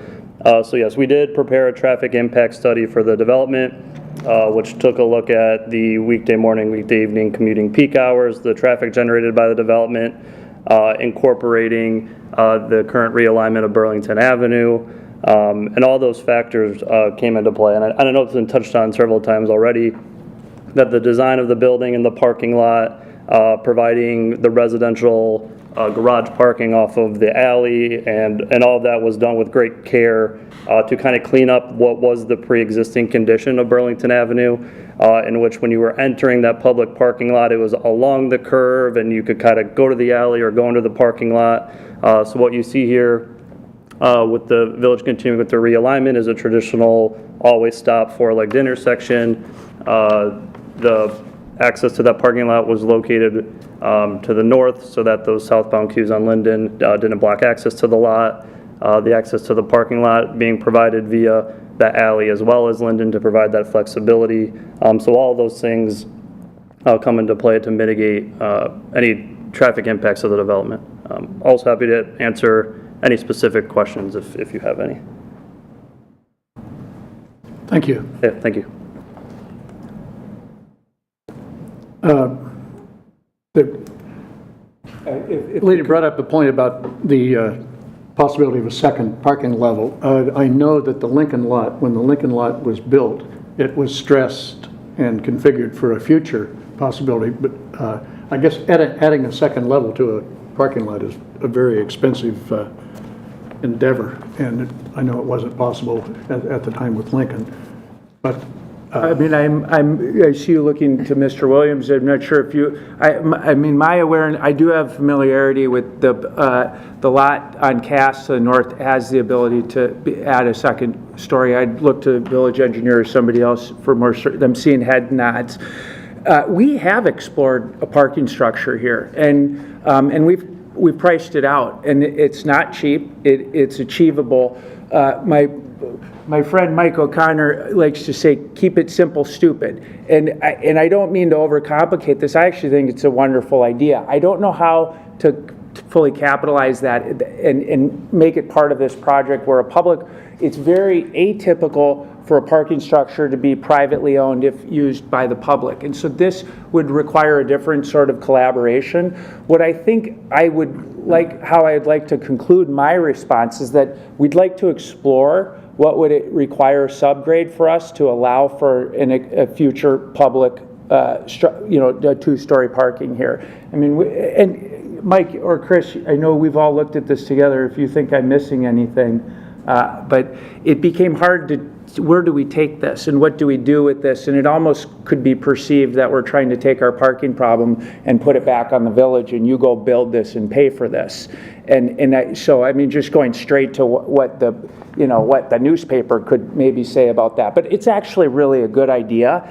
And what I'm seeing really, thoughtful parking. Hinsdale came up earlier and they put their parking structure basically about a half a block off of Main, and it's kind of hidden behind a school and behind some retail. And so it does seem like it's the logical place, whether it be there or north of Cass. The last comment is we love when people are complaining about parking in a weird way because it tells us people want to be there. And so like I try to not do this because it's not a popular response typically with the community, but like people are willing to walk and go to places that they want to go. And I think when we really get inside of our there's been parking studies here, and I believe we're considering doing another parking study. And typically we have a lot of parking inventory. It's a function of how do we use it more intelligently and smartly. And we're trying to walk the walk, as they say, by making parking available and trying, which isn't a requirement, and we're very aware of the People Over Parking Act. It says we can build this building with zero parking. I mean, it's kind of nutso, to be honest with you. But we're pretty pleased that we're not just meeting the standards, but we actually have a really precise understanding of our parking needs because of our experience in this business. And if we don't have enough parking, we can't lease our last couple of units, and that's quite frankly where we get over our mortgage is on the last couple of units. So, but thank you also for acknowledging and noticing that we intend to make available public parking, but it would be privately maintained and it would have a tax bill, and that's something that we're standing by. Thank you. As long as you're up there, would you address the question about from the neighbor at 24 North Linden about shielding the parking lot from his property? Can I cover that? Please. I've met the gentleman who lives next to the parking lot after the community meeting, and I just repeat what I assured him then is he was concerned not only for adequate screening, but he didn't want to have to bear the cost of it. And I can assure you, we'll work with him. We still have to create final landscape plans. We're going to work with him to identify a screening plan that'll be accomplished by us as part of our project. There's fencing and landscaping, and we'll do what it takes to satisfy his desire for screening and his concern about his children and so on. So we'll do what it takes to do that. And I just wanted to assure him again wherever he is. And concerns over under construction and safety around how maintaining a safe construction site, because he's got kids, he doesn't want kids falling in a hole. There's things like that. We're good builders. Darn it, I had another point I wanted to make, and it totally, it deals with communication, and while we're under construction. And some of the staff at Westmont might be able to speak to our weekly communications on the status of our construction projects, long lead issues, weather days lost, active pictures inside of the site, and then as the building goes up, inside of the building. And so we would welcome, I believe we could provide that communication directly to the residents. We just over-communicate, and it's a style, and it's part of our fabric and our culture, and I think history of construction in Westmont, we could go back and say, did they do that, and we did. And so, the other thing is, it's, it takes a different kind of developer to be able to build right at when you can see it from Village Hall. When we got our building departments here and our village engineer, and we're really, really close. So we won't, not trying to get away with anything, but you couldn't anyways, because it's, but I'm getting a little awkward here landing the plane, but what I'm trying to say is we will do an excellent job communicating, and what I will agree to right now is to utilize our neighborhood meeting check-in list, and we will build on that, and we will create regular cadence communications with the neighborhood of, call it twice a month. And if we need more, we'll provide more. Are we willing to do that? Sure. Great, thank you. And I will say that the zoning ordinance and the ordinances approving this development, if it is in fact approved, do require the property owner to continuously maintain any fencing and landscaping that's shown on their landscape plan. So if a tree dies or portion of a fence falls over, it's required that the owner replaces that or fixes it. Mr. Chair, may I make a quick comment? Certainly. So we heard mention of we might be doing a parking study. So we're getting ready to start our update to our comprehensive plan. The last parking study we did was in 2008. There is a piece of that plan which is to have an updated parking study done. So there will be review of what are the triggers where we need more parking, where should that parking be. Part of that comprehensive plan is the downtown sub area. So it will not just say when we need parking or is parking bad, is parking good.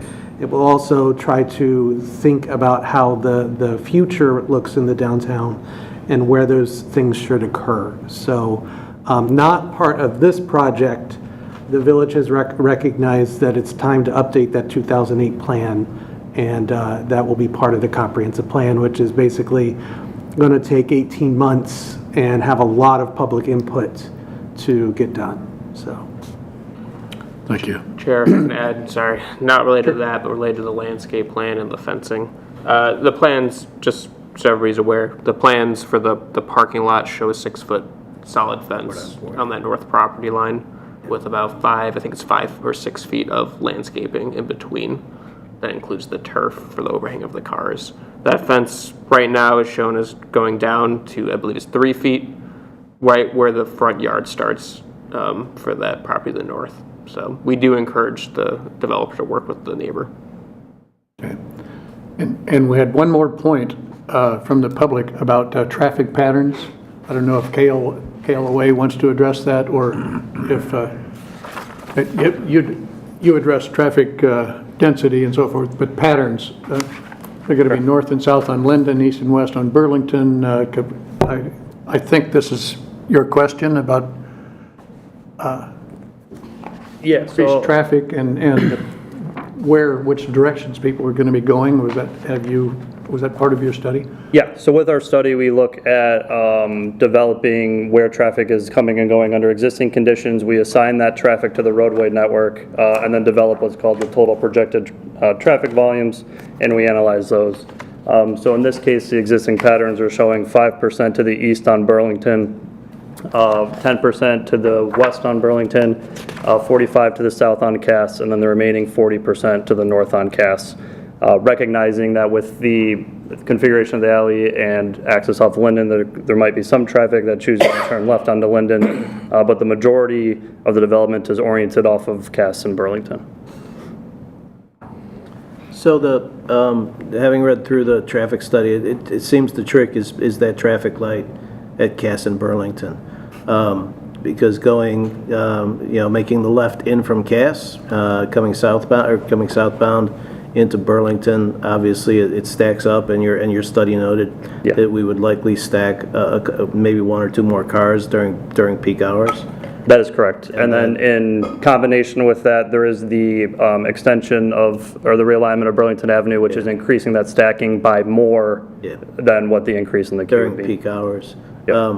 And so that sort of is what it is, unfortunately. I'm not sure that there's a solution to that except to push people on Linden, and I'm not sure that I want to encourage that because that's a residential area, which, for speaking just for this commissioner, I'm not sure I'm terribly enamored with a two-story parking structure on Linden for exactly that reason, that creating that much traffic on Linden. We definitely need to address parking in Westmont.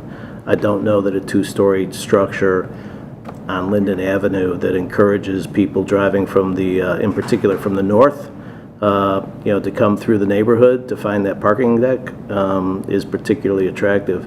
LaGrange has it a little bit, but they also have some commercial uses immediately around their parking deck.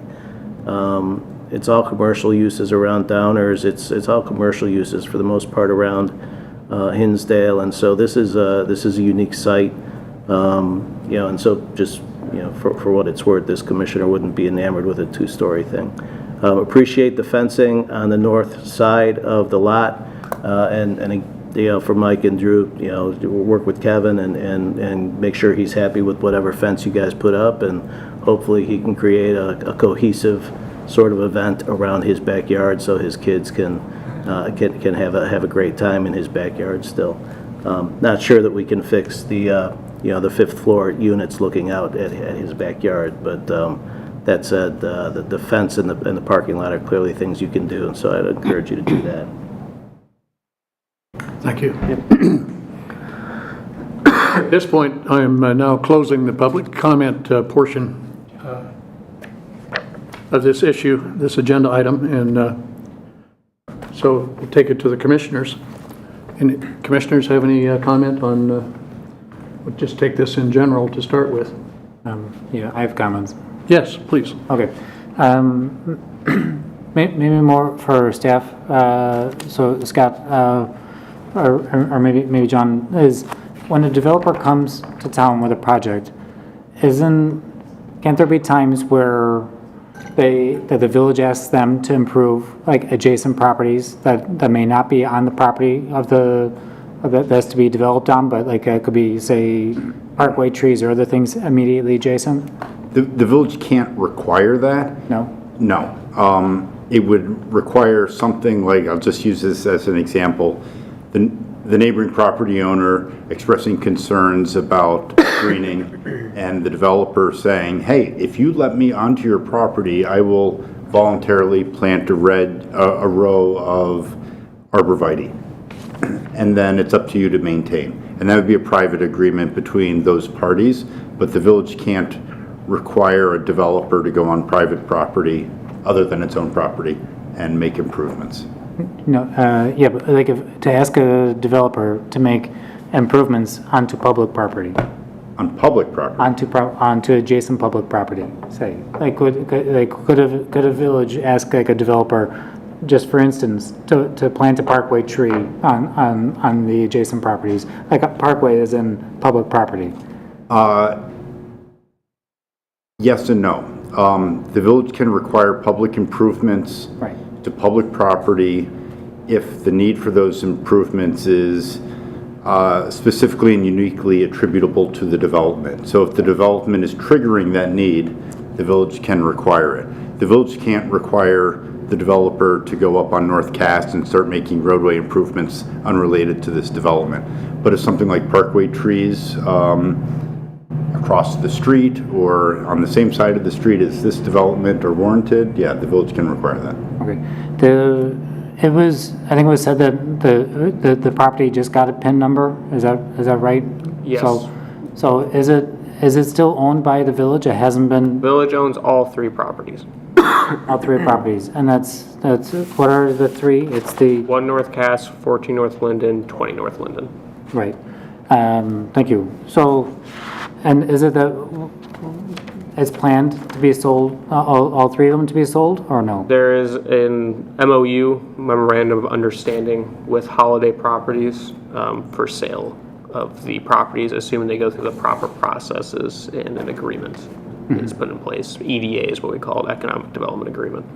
So I like there are things about the design I have to admit I do like. So I like the private plaza. I like that you set back the building further from the property line, like the retail from off of Cass Avenue. And I know other people here have been saying that we like that there are public parking spots in there. But what really kind of irks me is, and it's not with you guys so much, but it's just these are new property lines. Why we shouldn't have to thank them for the public parking. I think the village should just hold on to 14 North Linden and 20 North Linden, and then do an agreement so that the developer is allowed to lease or to use so many parking spots for their big building. But I wouldn't like give the ownership of those 2 properties over to the developer. What's nice about that is that now then we could guarantee that those are going to be public parking spots, because if those are say are public parking spots per their plans, it's going to be on their property. Could that be taken away? How is the village going to ensure that those are going to always stay public? That's going to be part of a redevelopment agreement with the developer, and it's going to be recorded against title to the property, and there will be binding obligations on both parties regarding the shared use of the parking lot, the maintenance, et cetera, and designating spaces. And that can't be changed unless they come before the village board and say we want to amend the redevelopment agreement. And that would likely require a public hearing also, so to come before you guys. Right, so I would almost opt for like the flip of that, for the village to keep 14 and 20 North Linden, do whatever agreement so that they could use like X amount of parking spots on it. And then that would allow the village then to, if in 10, 20 years from now they want to do a multi-story parking garage, then they can, because it's the village's property, that they wouldn't be having to use or try to ask them then to do something on their property, correct? I mean, if the village wanted to do multi-story parking garage there 10 years from now, wouldn't it be easier if the village still owned 14 and 20 North Linden rather than the developer? Potentially.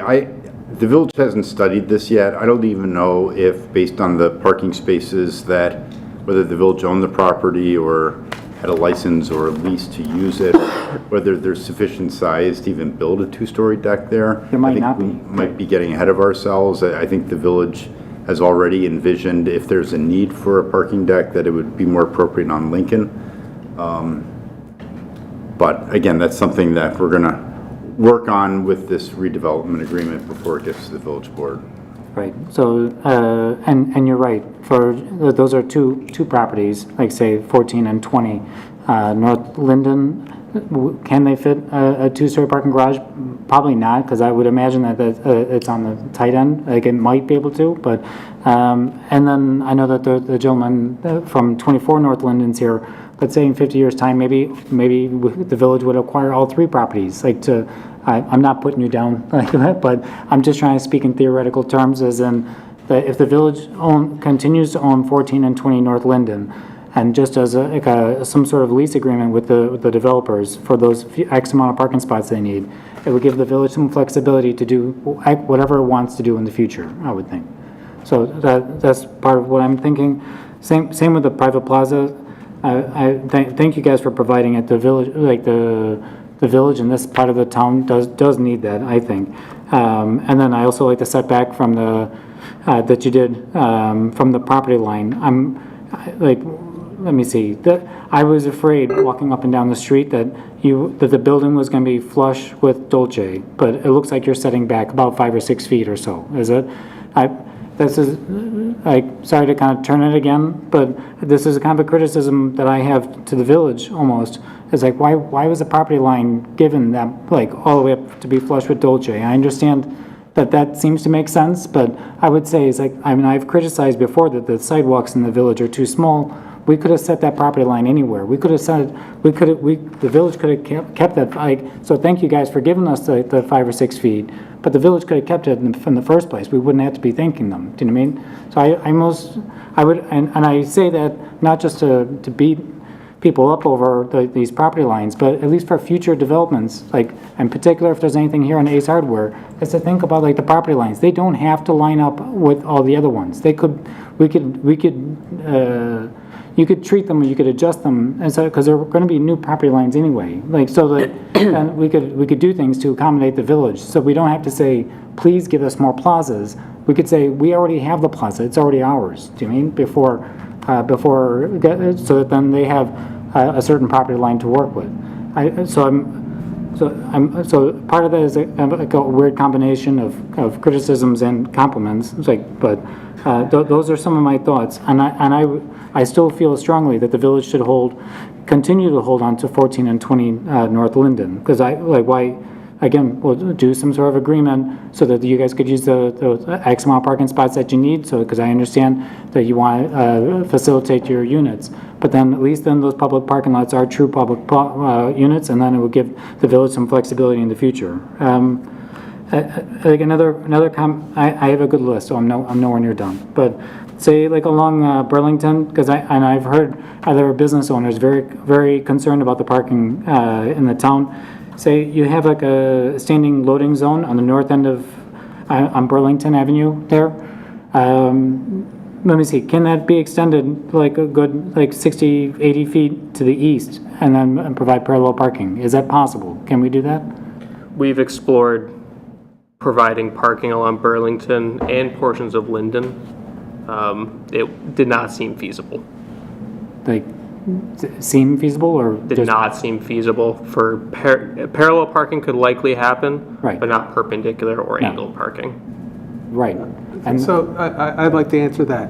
It was actively discussed, and the safety factors as you round the building and then run into someone trying to parallel park was one of the factors to say that it wasn't a safe option. Yeah. And I can understand too, like perpendicular, you don't have the room. Correct. I only bring that up because across on Burlington, we do have some of those angled spaces that were there. That are no longer there. Right. And again, to say that we don't have the room, that's again, a new property line, that property line could have been adjusted to accommodate like potentially some parking on that street. I know that might have been more of a stretch because there's still concerns of cars swinging around the corner, but like that's where, say, again, for any future developments in the town, say Ace Hardware area or other spots, is like before we divvy up the property lines, then we could do that. Now, this land isn't sold yet, so that's why I'm thinking these lines is even as difficult it might be to work with the county to make to set the PIN number and set these property lines. In my mind, they could still be adjusted, like in some ways. So even like say the private plaza, thank you guys for making it.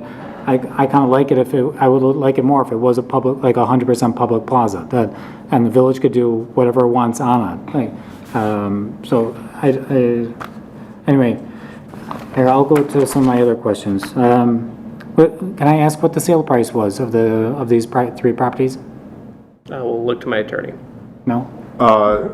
Still negotiating that, and it's not relevant to the zoning matters in front of you tonight. All right.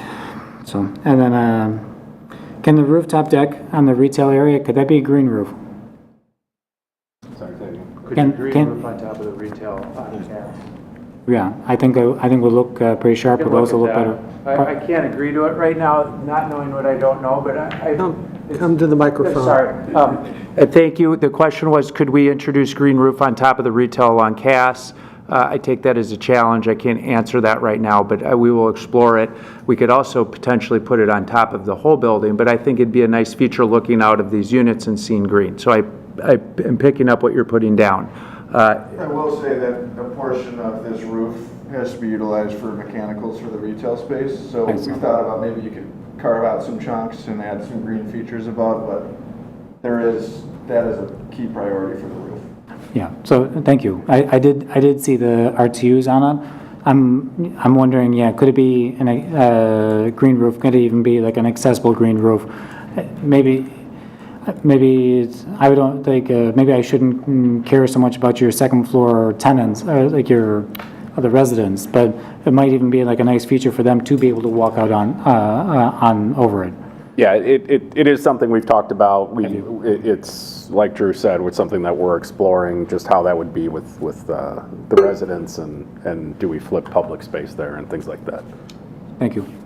Let me see. I've made comment, like I've sent some messages to the village before about what we kind of use as a community sign now, like on the same corner of like say this plaza.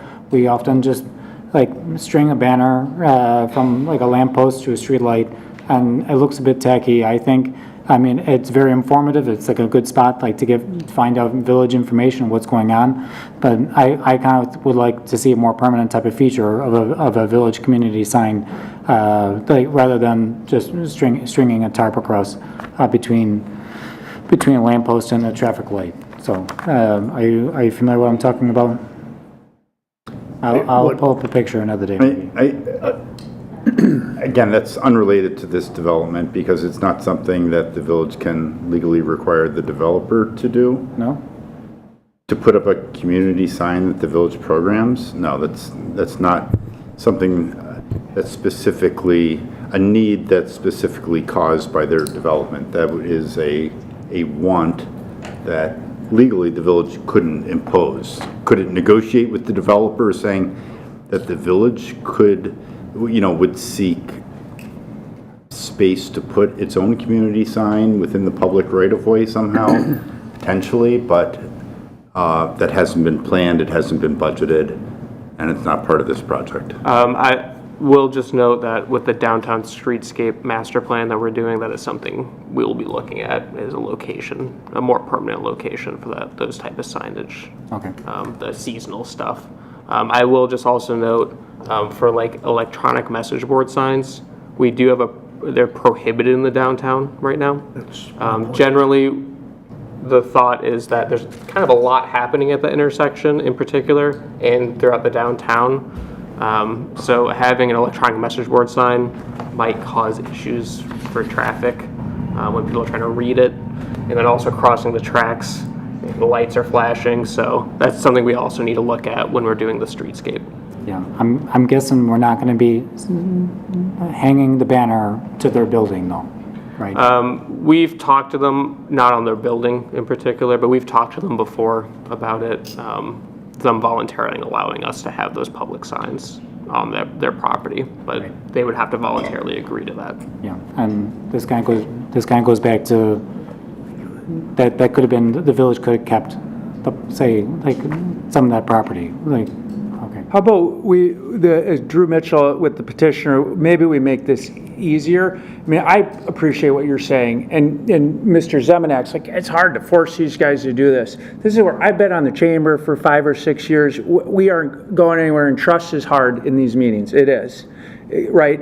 And I'm hearing trust on the public parking but if there's a desire to create electronic message board here, and maybe that's not exactly what you're saying, sounds like it requires changing some ordinances and codes to even allow it.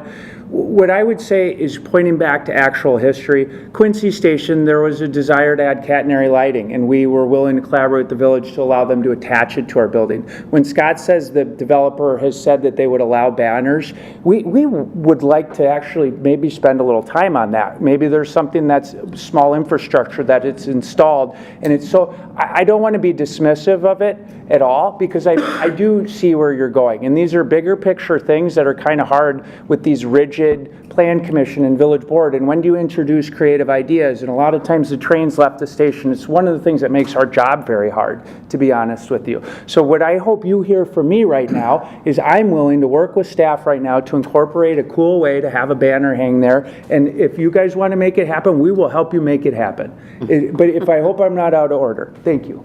Thank you.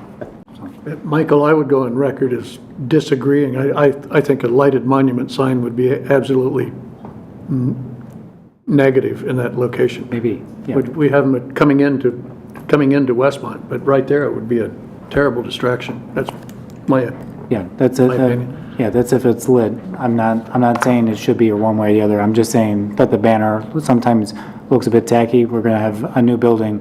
And it would be nice to clean up the corner in a few other ways. So yeah, perhaps not lit up. Right. Sorry, I'll keep going. I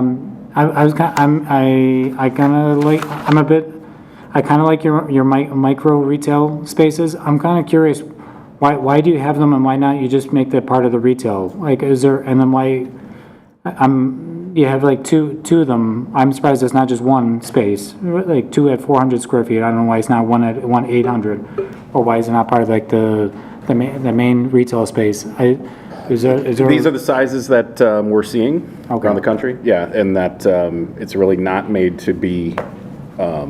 Again, it's a growth space, and we want them to grow out of it. I mean, that's the thought behind that. And we have room for 2. We put 2. We also want to get more activation down that plaza. Let me see. I'm starting, like, at first I didn't care for the Art Deco style, but I'm starting to get used to it. So already in just minutes. Let me see. Is there any trees on the amenity deck? Or probably not. I know that's weight. Yeah, none. Landscaping. But Low planes. Yeah. Sure. What's the floor to ceiling height in the units? Yeah, those will be 9-foot ceilings. Okay, thank you. Let me see. For the for the alley, like what's the material like on the ground? Not the pedestrian, not say the pedway aspect of it, but like even from connecting to Linden, like is that going to be concrete or asphalt? Or maybe it's just not determined yet? I believe as of now it's not determined specifically what that material would be. It's in the right of way, technically. So the village will dictate what would be required there. Okay, thank you. Say for 24 North Linden, I like as far as the fence, I know that 6 foot is often like a standard everywhere, but I don't know what's so wrong about doing like maybe letting the neighbor of 24 North Linden do an 8-foot fence, or and sometimes there's codes that say they could only come up to the front yard setback, but I would think, and this could be between you guys and the property owners and whatever, of adjusting that so that maybe it could come even closer to the property line if they choose. Let me see. Yeah. Oh, and then is there anything about for fencing on the back of the businesses, like to clean up like the look of 21 North Cass, 19 North Cass, like 17 North Cass at the back? Is there any, I don't know if there's anything that would be done or could be done to try to clean that up, like to offer fencing or anything? No? It would be up voluntarily for the petitioner to reach out to them if they wanted to do that. We have no requirement for that. Sure. Okay. Anyway, I think that's my questions for now. So thank you guys. I'm sorry to throw a lot at you. Can I touch on, so you're very passionate about ownership of that lot. Those 2 lots, yeah. There's been a lot of discussion about that. Good. And there's been a lot of back and forth about that. And what we can't forget is they also need to use the underneath the lot for their detention. So it's not just parking spaces. So trying to work out an agreement with maintenance of an underground facility plus parking, plus, their need for their apartments parking, plus the easements needed for like their generator. I believe that's where we landed. And then you also heard the petitioner state that it was going to stay on the tax rolls. So basically, when the village owns it, it comes off the tax rolls if they own it. So it was not an arbitrary decision. It was a very back and forth conversation that landed at the best, and it's not set in stone yet, but that's why their discussion is that they would own that and we would sell that to them. So. Okay. That brings up a question with regard to the utilities. The generator, are they on the PIN number for 14? Yes, North? they're part of they're that? on the private property of the parking lot. Yeah, thank you. Does the detention span both 14 and 20 North Linden? Yes. I believe that the designated area for the easement spans both. So. Thank you, guys. I do have a question.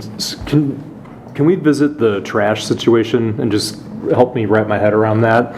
It's awfully close to, if we're gonna have that alley back there with tables from Dolce, or, is it inside? Is it a dumpster? What's the health code requirement there? I'm just curious if you could take a lap around that. Sure, you got it. I should have hit that earlier, but the orange box here is actually the trash room, so it's an interior room. There's trash chutes that will take the residents' garbage. The retail, actually, there's a back hallway. So the restaurant or whoever's the tenant in the retail actually has a back corridor to access the trash room interior, or, from the interior. So they wouldn't be dragging things through the back alley. There is actually it's not really shown here very well, but there's a green wall. So we've got a fence with a hedge in front of it that would shield the back areas. You can kind of see, you can kind of cut off in the rendering, but we are trying to shield it, or we are shielding it. So really, we're seeing the plaza in front between the street and this kind of hedge back here being the public space, and then behind that is where trash and other things would happen, and move-ins and that would happen.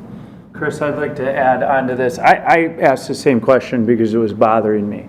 And I thought, I'm sitting outside of Dolce. Actually, I was worried about Steve Flack, who owned Dolce, hassling me about this particular thing, and he's been very vocal. So Chris asked me to go to Quincy Station, and I did, and it says trash room on the exterior, and I couldn't identify any smells. And what's happening is we have compactors, we have regular trash service, and then we're exhausting up the roof. And so those smells, because of the pressure, small negative pressure, constantly going up. So you really don't smell anything. The trash is typically leaving in the morning, and it's really not a disruptive activity. But I'm not trying to just assuage you or make this go away. It's something that bothers us. And one time we planned a building and forgot where to put the trash chute up front, and it created all sorts of problems. So a lot of times we're starting with trash and move in, move out. And we're also doing 2 chutes, one for refuse and then a recycling chute, which is a complaint from the people who are really like to recycle. We have not had a chute for that, and it's been a source of complaint. But specifically on the smells, I don't think you have to worry about it. Chris is visually screening the edge of that alley. We have interior air movement that's exhausting to the roof, and then regular trash. So we keep our trash rooms clean. We have a hose bib in there so that we can clean them. And we're going to keep talking about refuse. One last thing. Please. We have on-site engineering, and the building engineer takes the trash, rolls it out at the time the truck's arriving. It doesn't sit out there all day. Sure. It just goes out, it comes right back in. So that's part of the. And one last question with that. Is there a wall or something that's going to separate that dining area from loading and garbage pickup, or is that just? Yeah, that's what I was trying to explain there. It's hard to see, but there is a little, there is actually going to be a fence there. Okay. With a hedge in front of it that will block that area. Got it. And then the loading area is really made also for the trash truck to back up. Yep. And like Our vision is that this doesn't just stop, though, where there's that screening wall. I mean, I really want to look down this alley and be invited and feel welcomed. And so even this visual separation you're describing here, I like it. But like where we're showing a truck right now, there won't ever be a truck there, like twice a week. So it's not going to be utilized. It's not a heavy utilization. I think the point that I'm trying to make is that I really view this as, like, even if the material could we have beautiful alleys here. And I did hear the village engineer say that they're working on trying to incorporate in getting this alley done. And while I share concern about having, too much surgery going on at once, sometimes when the body's on the table, it's the right time to do it. But mostly, we have really big visions for how this is going to work. It's going to be, for a lot of people, the first thing that you see as you're heading south. The archway in Westmont that we used to have, or some of the inspirational imagery. So, all right, I'll get off of it. But mostly, Chris, I'm challenging you a little bit that we can't just stop it there. Oh, we're blocking, with the green wall. It should continue all the way through, all the way to our parking, to our community parking. Thank you. Thank you, guys.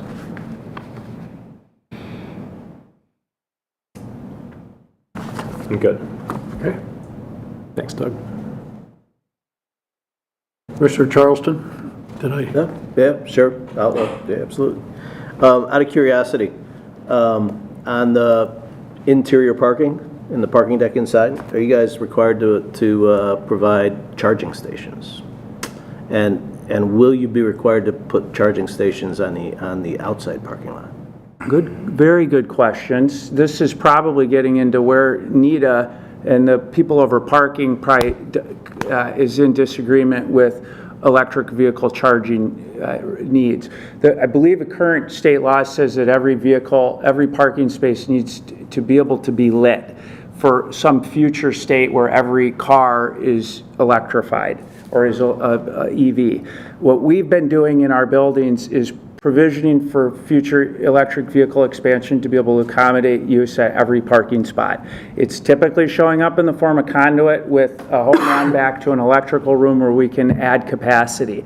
Now, ComEd will say, well, you can't turn every one of those on. The amount of power we'd need in our building, if we had the capability of putting EV at every station, it doubles and triples, and nobody's ready for it. So there's load balancers that you get that allow you, and I'm probably putting people to sleep. The point would be that we're going to be running electric vehicle charging out to that parking lot. That's a positive answer, yes. And then inside of the building, we're going to be constructing this in such a way that we can, at some point, have electric vehicle charging at every spot. Right now, we typically are putting it where it can hit 2 or 3 spaces at once. And then we're providing electric vehicle charging it's basically free with your parking spot for the people that utilize it. Did that answer your question? Yeah, thank you. So in terms of the loading zones, could you put up the mass slide? I think it's the second one. There we go. There you go, back, yeah. So, on Burlington, I see some like, and obviously this is sort of superimposed or whatever, so it doesn't reflect it, but there was a rendering as well. So you've got a small cutout on Burlington, really close to the plaza area, and it didn't show up in the renderings, and so that's going to be a small area. I would imagine that because it's situated near the front of the building, would likely be where rideshare stuff happens and all that other kind of cool stuff. So if that's the case, do you guys view, where do you view the remaining 2 loading areas? One is on that turn onto Linden on the east side of the building, and then of course the one interior to the alley. Is the one on the east likely to be the one where you get tenant move-ins and tenant move-outs? Correct. This one on Linden actually is created for that, and there's actually an elevator and a move-in area for it, yeah. Okay. And then out of curiosity, so it's interesting, I've got the development plan and the landscape plan in front of me, and on the landscape plan, the plaza on the southwest corner is referred to as a public plaza. On the development plan, it is referred to as a private plaza. Just curious how you guys actually view it. Originally, we're calling it a public plaza. I think she must have had an older plan and didn't update that, but we've all agreed that it's a private plaza. Yeah, staff recommended changing the verbiage, so we didn't run into issues in the public hearing related to the public plaza. Got it. But that was an older document. Yeah. As it relates to 14 and 20, I personally don't have an issue with you guys buying it and then paying the money to develop it. So we appreciate that. But also, given the observations that Joe made with the generator and the other things that are under that are critical to your site, it's going to be a separate PIN. And so there's 2 parcels that are going to be, I assume, controlled by a single owner.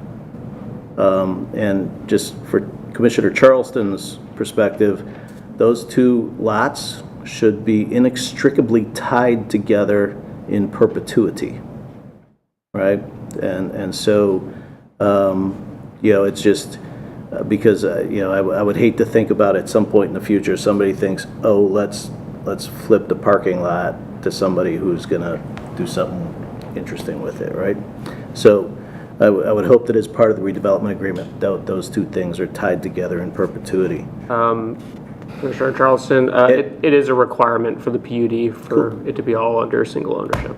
Okay. And in terms of the outdoor parking, the service parking, the access, obviously on Linden, it's not, you don't expect it to have a gate or any sort of restricted access to that. It'll be sort of free access for public as well as for residents. Is that the case? Yes, you'll know that it's a different, that parking lot will probably be concrete or asphalt, and so it'll have a different material from the alley as you move into it. So it'll be obvious to pedestrian, but this is where Lori has spent a lot of time on signage and trying to collaborate with Scott to make sure people understand that this parking's available. But yeah, it's quasi, when you were picking up on an earlier private-public issue, and it's almost quasi-public, privately maintained, but it's made available to the public. And it's something that we've done in the past, and even my traffic consultant, Brendan May, is suggesting we really think about how to, properly share that parking where our residents may not need it from, 7 a.m. to 7 p.m. I mean, there's creative and clever ways that we can maximize the utilization of that lot, and we're open to ideas. I hope I answered your question. Yep. I'm sorry to interrupt. Before you walked away, you said you're open to ideas. Have you thought about perhaps on what you're saying are the public spaces, making sure that you keep turnover? So, because I envision that people might park there and park all day or park all night. So if you typically match whatever the hour restriction is on the adjacent streets to keep turnover, sure, that might be wise to look into. So you're basically talking about monitoring and avoiding a situation where people are ditching their car all day, or for example, it's public parking and I can take the train and leave from 7 a.m. till 8 p.m. We will be monitoring this parking lot. We have to. It's how we ensure that our residents are able to park there. As it relates to specific regulations, it's hard because, sometimes you want to get handcuffs on these, but like what happened in Downers Grove where we had parking in front of our building is we regulated in a certain way and we realized we didn't properly regulate it. We didn't think it was properly regulated and the village didn't, and we fixed it. And so that's where, we're not far. I think if to the extent we can agreements prevent disagreements, and if we can have agreement on these important things now, great. But we're not going anywhere, and I want you to hear that we're willing to figure out how to maximize the function of this lot, including figuring out who our tow truck driver is and start towing people away if we have to do that. Mike, you're good at towing people. Anything you want to add to this? No? Okay, well, he's our tow guy, and he tows them. So, thank you. And then I think I just really had one more thing. And so in the permitted uses in the large retail, you've included health and fitness service. And just, I'm not particularly enamored with the idea of a health club going in on a large retail. And I know you're not. I know you're not. I know you want a restaurant and you want something that where people are spending money and paying taxes and all that kind of cool stuff. So my request, though, there is, I don't want to preclude health and fitness per se, but I would like to move it from a permitted allowance to a special.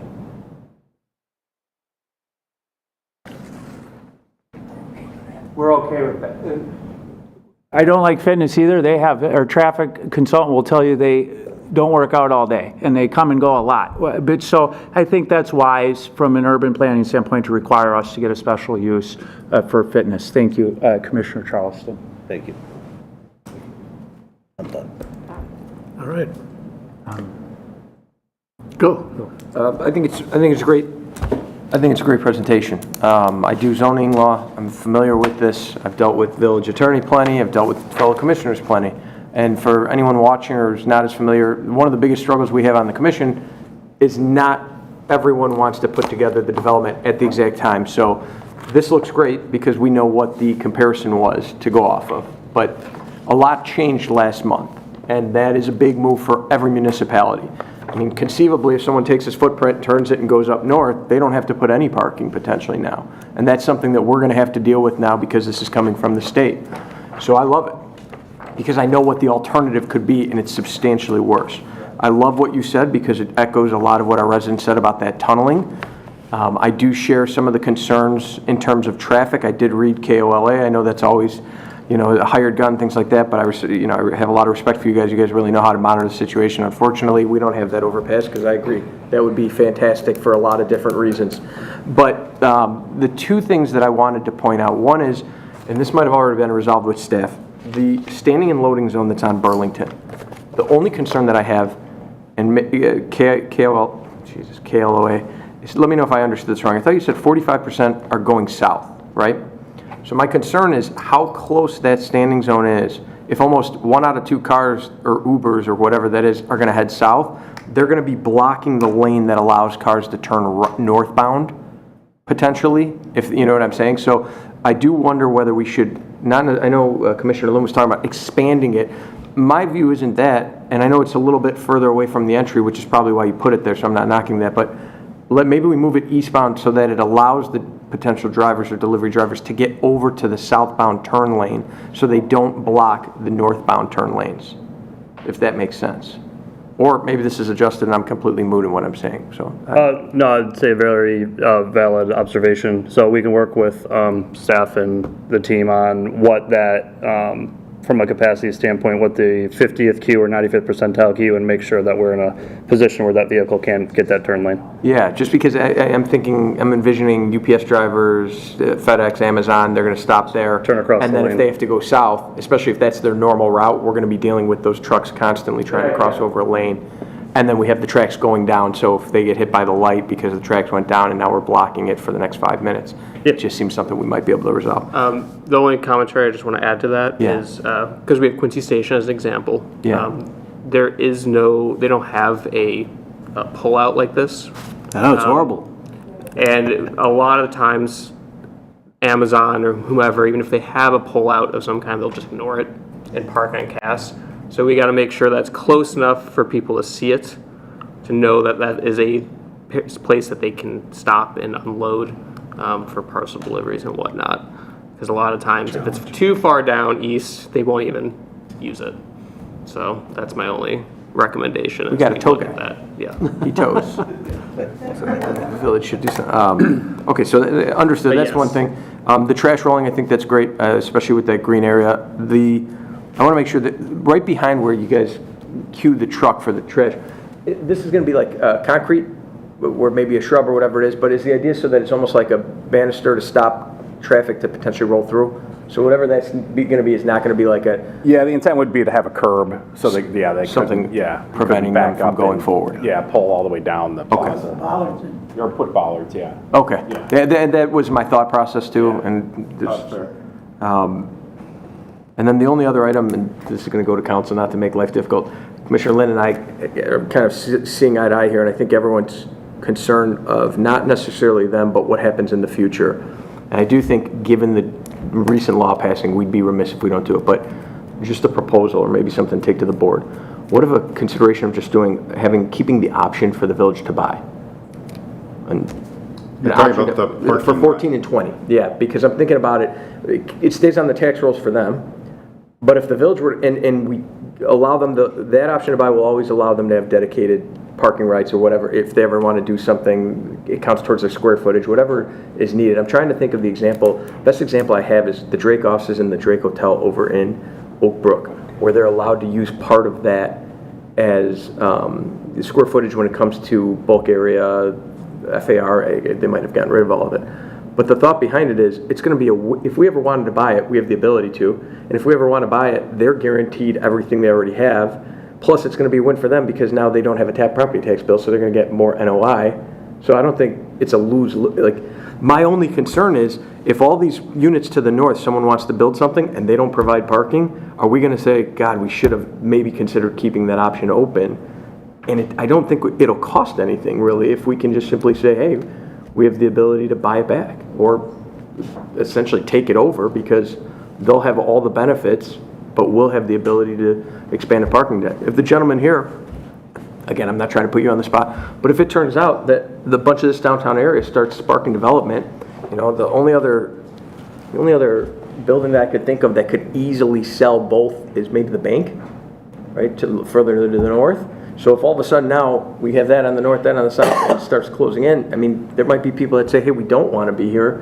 And if he says, hey, I'm interested in selling, the village might say, yeah, you know what, we can put this together. I don't think it would be a good idea to foreclose the future ability to do that, as unlikely as it will occur, because we know how this works. But if it does, and again, I would never bring this up if it wasn't for what just passed down in Springfield. Because now I'm thinking, like, we might not have that say that we want in terms of parking, depending on what our future developers do. And that's all I have to say. I think it's great. It's a great presentation, great proposal, great team. I think, well done. I was just going to say, thank you, Commissioner Simpson. I wouldn't have thought of wording it that way, so I think that, thank you. And I just I know I came in swinging, but just, I am very happy with like the elevations, the rendering helps a lot, of course, but just the overall massing. When I saw the elevations before, I was put at ease by a lot, because I thought that you were going to use up every square inch of the property line coming up to Cass, and I thought that it was going to cause issues. And when I see that, I mean, in a sense, you could be building on top of the retail, really. You could be doing a whole lot more square footage, but you're not, you're kind of holding back on that. So, for whatever reason, but I appreciate like the massing that comes with your presentations. Thank you. One other item I left off, and I apologize. I just want to confirm this. The public parking that you're designating there, is that free parking? The idea is it'd be regulated and free. Okay, so if the village wanted to do like required decal, the village would have the ability to issue the decal, but it wouldn't be the owner charging for someone to park in the spot. Because I think that's the thought process here that I'm operating under, is that anyone, if they're going to those spots, can park there and not pay. Yeah, so the ones labeled public parking, the petitioner, our understanding from the petitioner is that those would be maintained right now by the property owner, free for the public to use. The residential spaces would be the ones that would normally have either marked by numbers or have the tag on the car. Okay, that's fine. And those are the ones that we're contemplating making available between 9 a.m., 5 p.m. if they're not being used, that they could be used similarly to public parking spots. Is there anything that would make sure that those stay as public after the development's done? Like, is Yeah, it? the redevelopment agreement will require that. Thank you. Okay. And I think as far as when it comes time to voting on these items, I think those are, both commissioners made good suggestions, and I think it's going to be something that gets discussed as we put the redevelopment agreement together. It's not something really on the agenda. If someone feels like once you vote on the items to make a standalone motion to recommend to the village board that they consider it, I think maybe that's the best way to handle it. Okay. Craig, you have a comment? Yeah, when I first looked at it, I really liked the building. And I think you guys did an excellent job. When the first developer came through, I didn't like it at all. And because my first reaction was, that's a big parking lot to lose for the town and everything. And then when you do the Linden public parking and resident parking up there, I agree with Commissioner Lynn that it should stay with the village, have ownership on that. I see arguments on both sides, and both people have points. And but I like the building a lot, and I'd like to see us own the parking part. But that's all I have. Thank you. I don't really have too many questions or comments. I think everything was covered pretty well. I do love the aesthetics of the building. I'm having trouble visualizing because I think that spot to me isn't very big. But y'all seem to know what you're doing, so I'm looking forward to it. That's all I have. Thank you. Well, you just reminded me of one thing that I didn't care for when we had a high school auditorium filled with people when we had to move this meeting to the high school, and the developer didn't show up for the meeting. Oh.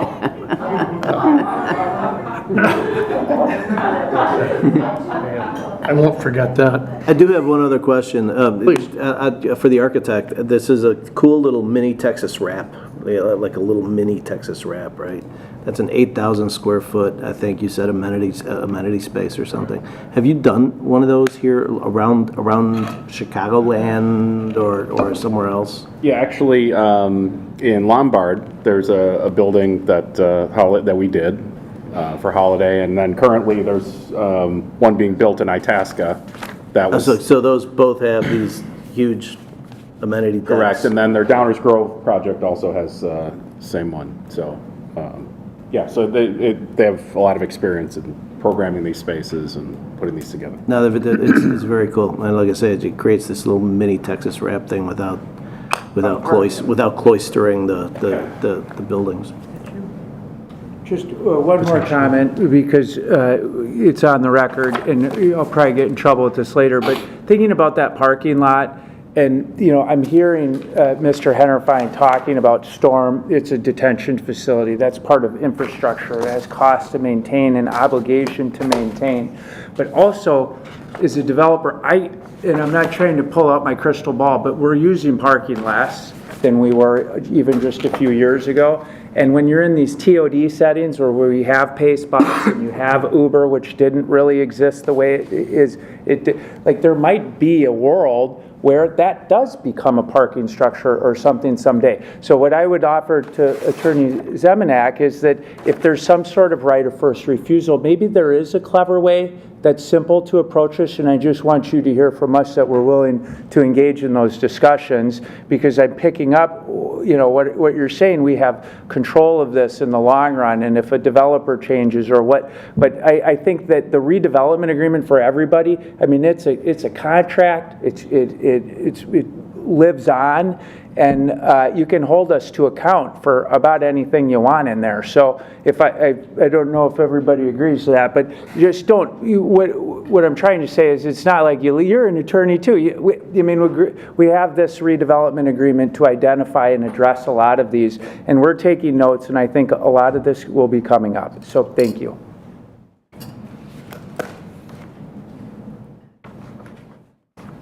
Last chance. Okay. Go Only other ahead. thought is, I like your plaza, but so much so that I'd like to make it bigger. Like, if there's an opportunity to make it bigger, it would be nice. But I understand that would be shrinking your retail, which, I mean, that's retail cash coming in, so I don't know. But anyway, I could imagine on that corner that once it's built, that might feel a bit small and might kind of be not, it might, to me, just looking at the plan, it looks like smaller than what the rendering might suggest, but that's just my take, so.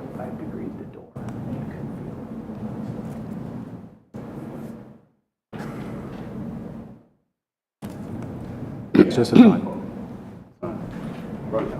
Acknowledged. Thank you. Okay, there are 7 requests that we need to address here. The first one, Chair would accept a motion to recommend to the Village Board of Trustees to approve a request from Holiday Properties and the Village of Westmont for a special use permit for a planned unit development in the B1A Downtown Core District for a 5-story, 119-unit mixed-use storefront building with parking facilities, including the associated deviations from the zoning ordinance as listed on the agenda. Motion Simpson. I have a motion Simpson. Do I have a second?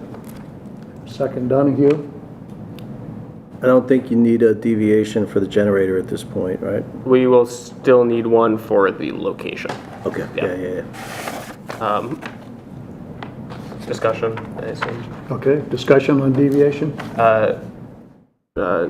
Attorney Zemanek, do we need an amended motion to change the health and fitness service permitted use for the PUD to special use? To change the... One of the allowable uses from permitted to special.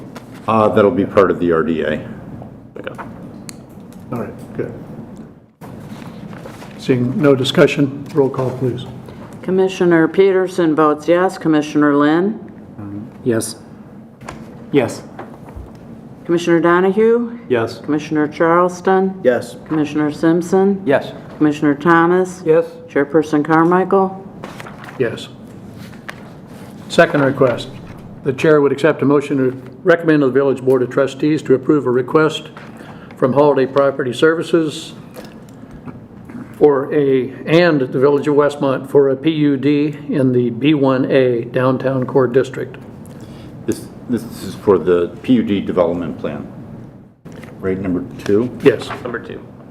Yes, for a PUD development plan in the B1A Downtown Core District.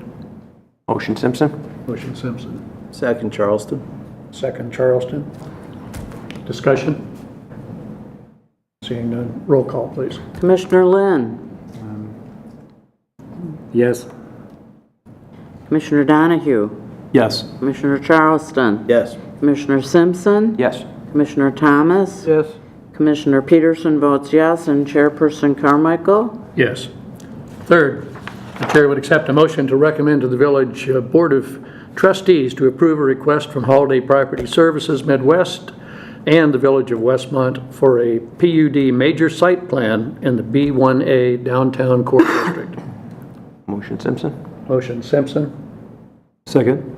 Second Donahue. Discussion? Seeing none, roll call. Commissioner Donahue? Yes. Commissioner Charleston? Yes. Commissioner Simpson? Yes. Commissioner Thomas? Yes. Commissioner Peterson votes yes. Commissioner Lynn? Yes. And Chairperson Carmichael? Yes.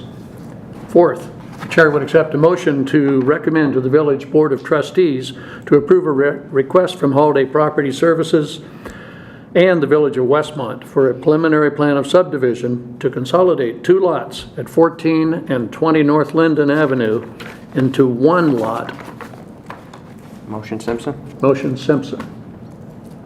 Charleston? Have a second, Charleston. Discussion?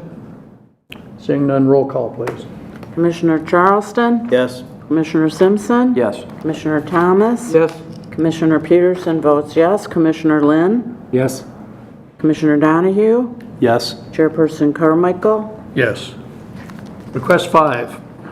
Chair would accept a motion to recommend to the Village Board of Trustees to approve a request from Holiday Property Services, the petitioner and the Village of Westmont as the owner for a comprehensive plan and map amendment to amend the future land use designation of 14 and 20 North Linden Avenue from single-family detached residential to downtown mixed use. So moved. Second? Okay, motion Charleston, second.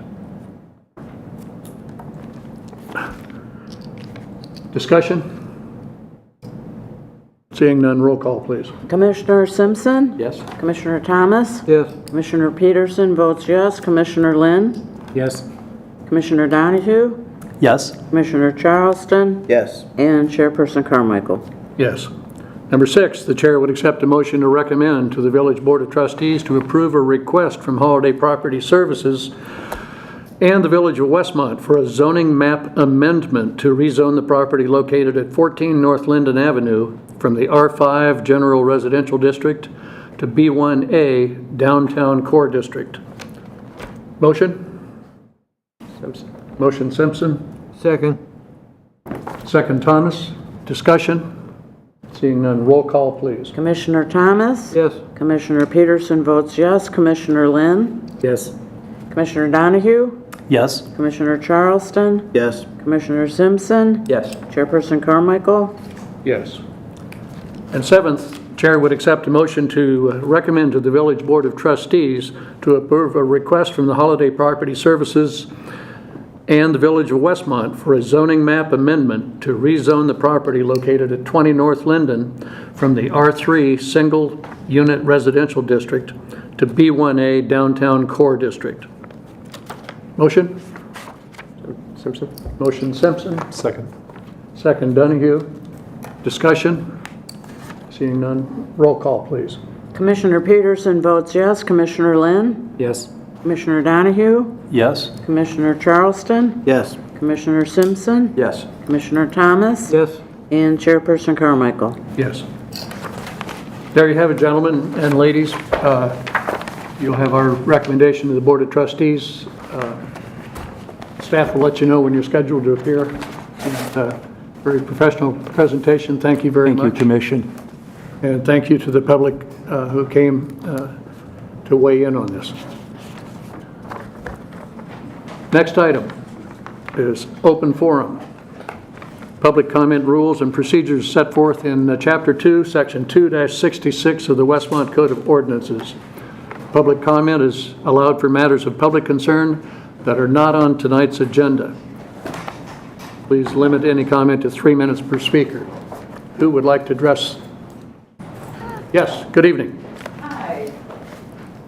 As you're doing this, I was Yeah. going to ask who I could talk to. I'm Laurel Rugen from 513 North Grant.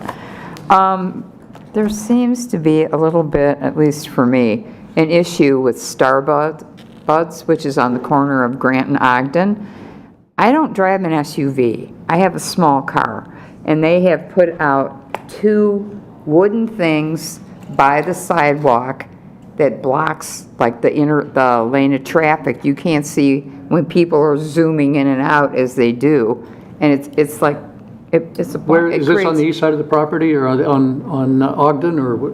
It's on Ogden, but the way they have it, one's right on the corner of the Grant and Ogden. It's wooden signs, oh, we are now to open with such and such, and then there's another one a few feet over. But it's like, you can't see. And I could talk to a couple other people, and they said, yeah, you can't really see. It causes a blockage. So. Is this a state or a county? Well, it's both a sign regulation and a general regulation of the village that you can't block the line of sight triangle at an intersection. So 1, they can't put a sign in the public right of way.